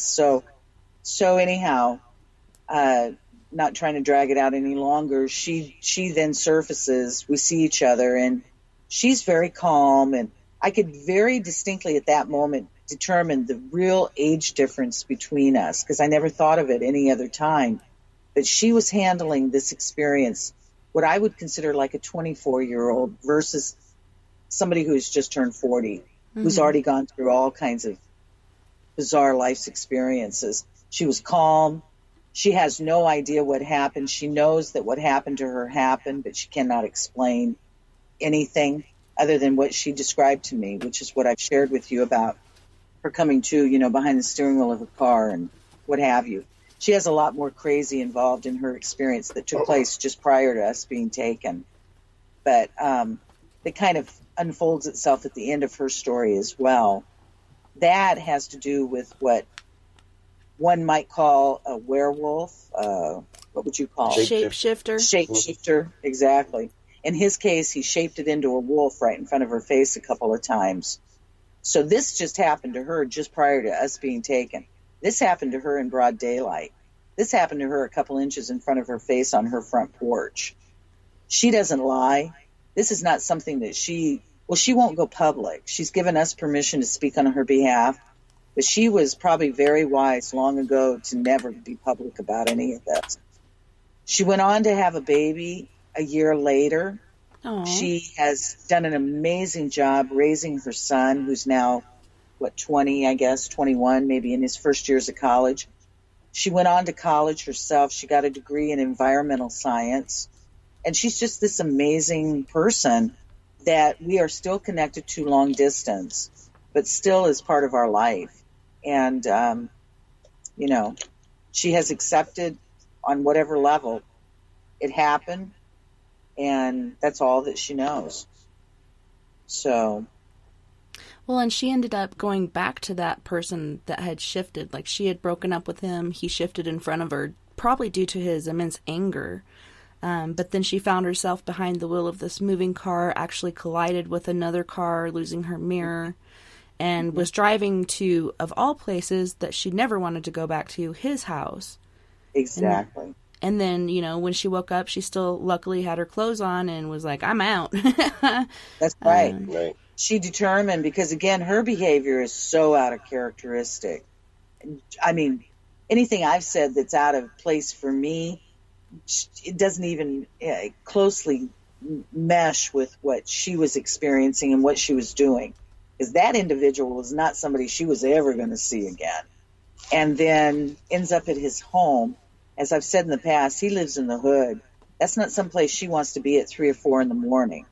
And, you know, as she said, she hysterically cries herself to sleep. She doesn't cry. She doesn't fall apart. She's not a drama queen. But that's how it went down. And then she said her eyes opened up, and she said she looked around. She could tell she was dressed. She didn't have any sense that he had done anything to her. And she said and I'll clean the language up, she said she got up and she got the flock out. Yeah, that's right. Flock out of Dodge and never looked back. Make like a baby and head out. That's it. That's just what she did. Yeah, so all of this very... And then, of course, that just basically seemed to jump us off for even weirder for the years to follow. So, you know, people call that the main event, and it's just like, whoa, boy. That, you know, everything that has since followed has just been so bizarre. Well, we have like another 12 minutes to go. One question that we had was, did the suit that she was wearing have any sort of emblem on it? I have no memory of any of that. Yeah, those are like small details you really don't like see sometimes when you're in that state of bliss that they put you into. And I was also standing side to side with her. We're standing on the edge of a crater. I'm not facing her. So, you know, much of what I'm dealing with is kind of turned, pivoting, taking in. But again, I wasn't interested in questions or taking notes or nothing like that. I felt I was home. Whatever that means, that's what I felt. And I felt complete. Mm-hmm. So I wasn't taking in any kind of, but I didn't really have access to the front of her. So what followed after that? I know you had a lot of trouble trying to get the regression, which you finally got. And then having a doctor help you, like you even said, a doctor was afraid to touch your arm. He's like, ugh, what the heck is going on here? It's so out of this world, so hard to wrap your mind around, and people just treat you like you're just, you know, too odd to deal with. Like they don't even want to touch it. That's right. Yeah, well, I've never had a successful regression. Excuse me, I've tried a couple times.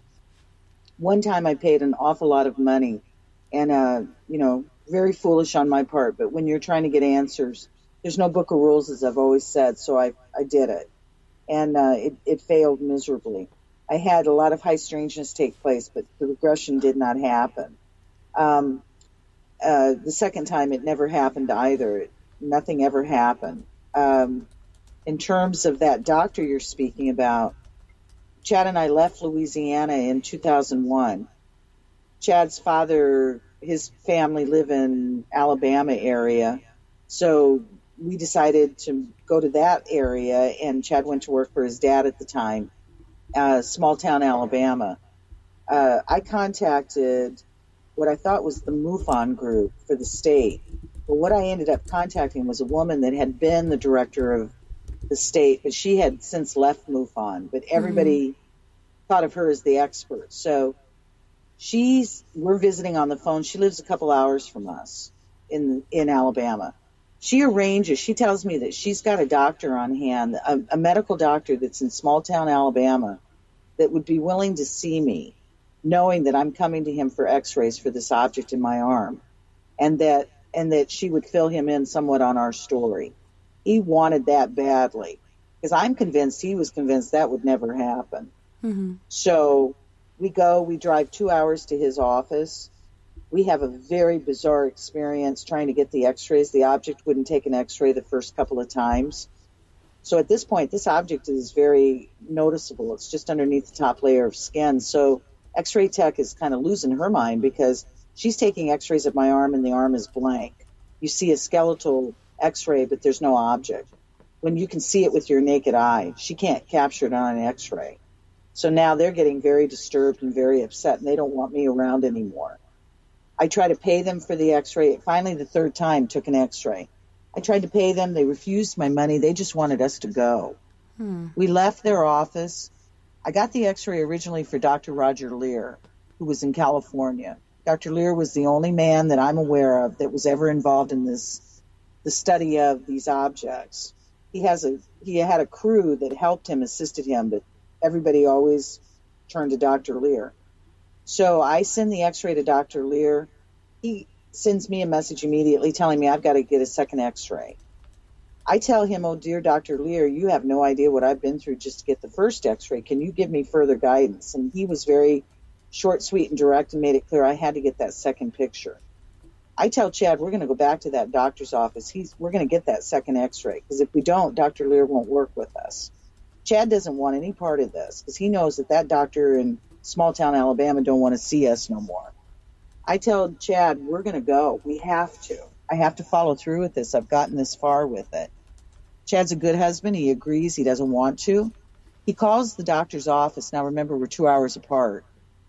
Whoever answers the doctor's office tells Chad that he's out of the country. Yeah, he's out of the country. He's out of the country.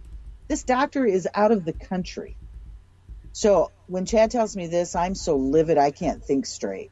I tell Chad, we're going to show them how to do an Indian peaceful sit-in. I said, I'm going to go back, Chad, and I said, I don't care how long it takes. I'm going to get that x-ray. Well, that doctor proved me the truth. We drove back 2 hours.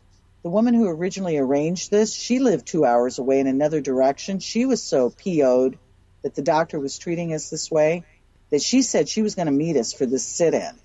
So here we show up at this doctor's office, and he made us wait 8 hours. Oh, he hid for 8 hours. When he finally attended to me, he was livid. Well, once again, the object wouldn't take a picture the first time. The doctor at this point is convinced this is over. What a big joke this has all been. At the point that he's making those kind of comments to me, in front of my husband, in front of this woman who arranged all of this, I look at him and I say, well, then, doctor, what is this? And I'm pointing at my arm because this object is sticking out of my arm. Now, at this point, this doctor takes a black ballpoint pen out of his pocket. He walks towards me with it like a weapon. And he made a big circle. Right. Exactly. He made a big circle around the object like a bullseye. And then I went back in. And at this point, I'm so over this, I can't see straight. I am sick that I've ever started all this. I cannot believe how we're being treated. Nobody's ever going to believe any of this. I go back in, and something out there had pity and that took that picture. I got that second x-ray. At that point, they took $100 from me and sent me on my way. Then at that point, for whatever Dr. Lear's reasons are, we know we've never been public about this. He chose not to work with us. So I would say all for naught, and not really, because at least I have these x-rays, for our purposes. So I've had another experience since then, and I have another object that's in my wrist. That object won't take an x-ray, but it was detected by ultrasound. So thank the heavens that machines could pick it up, because at this point I'm starting to feel very crazy when I know I'm not. So yeah, it's been a very strange ride. Yeah, and it sucks when, you've already been victimized, and then these people are just re-victimizing you and making you feel like ish, It's like, what the heck? Re-victimization after whatever, and more trauma, more than you even wanted to deal with. You just need answers. And when I was reading in the book, you were saying there was a part kind of poking out, and you pulled it out, and then it just kind of disintegrated there after it was exposed to the air. So it might be something biological or whatnot that's hard to pick up. Yeah, at the very beginning, when I came to that morning, and as I said, I was rubbing my arms as my eyes popped open, I felt something in my upper arm. I was trying to make a fast decision. Do I beeline to the bedroom to see if Chad's in it? And as I started to make that decision, because I'm in pure panic, heading towards him, my bathroom happened to be right there, so I just made a very quick, U-turn, went into the bathroom. decided I got to figure out what the hey is going on with this arm. I found a pair of tweezers because I could feel this sharp piece sticking out of the top of my arm that felt like a sticker, like a cactus sticker. But what was even crazier about that, it was sharp like that as I ran my hand over it, but there was no pain. There was no pain. Now, again, that makes no sense. So I got tweezers. I pulled that little, whatever that was, out of the arm. It left a tiny hole behind and a big lump underneath it. That's where the object is. That I pulled out of my arm appeared to be solid when I first pulled it out. I had it between my fingers and it started to dissolve instantly. It literally was dissolving, becoming liquefied. And it looked like celery fiber. That's the only way I know how to describe it. Like when you eat celery, it's fibrous. Yeah. And then it just completely dissolved. When it did that, it freaked me out so bad I couldn't stand it. I turned the faucet on. I started scrubbing until I thought I was going to bleed. And it was gone. It makes me wonder if you know, that little glob that little blue alien guy had that separated, you know, because it was blue with the sparkles and then it kind of separated as it spun. Makes you wonder if that's another bio thing that they might have put into Chad, and that's why that part's blacked out until he's in this other room. And there's really no way to... Yeah, really no way to find that out with x-rays or anything like that. Right. You know, and I'll throw this out at the last of this, again, for anybody that's hearing us. Chad has always been willing to be open to regression again, because the first round he went, the woman that regressed him was a very lovely lady, but we didn't know until too late into the story that she had never dealt with that subject before. She had done regression, but not that subject. So when she gets Chad into regression, because it's all been tape recorded, I'm not in the room. You know, I was wise enough to stay out of that. But it's all, as I said, was tape recorded. And what you hear is every time that Chad would start to describe his encounters with the different beings, she would seem to become very afraid and she would move him away from it. She'd change the subject. She'd move it. And I would be just cringing when I'm listening to this recording, because I just kept feeling like there has to be so much more in there, that if we would have been guided properly or had, you know, better ideas of what we were doing, you know, maybe that information would have come out, because there's still just so much that never did. And in my case, my regressions never worked. And I've always been open, but again, very selective from this point forward, if that's ever going to happen again. And all we've ever really been interested in doing truly is sharing what's happened with us and finding others and trying to be an open source to people who are afraid, you know, to tell, because we're discovering everybody seems to be, and then everybody's also on the bandwagon. And it's so strange because we just know there are so many people out there that are really having these experiences that don't have any comfort level of where to turn with it. So we just like people to know that if they ever wanted to reach to us, you know, we'd be honored and we're safe. That's so awesome, and it's nice for people to have a place to go to or people that they can talk to and trust and not feel that judgment and ridicule. And I'm so glad that you guys are there for people in that way.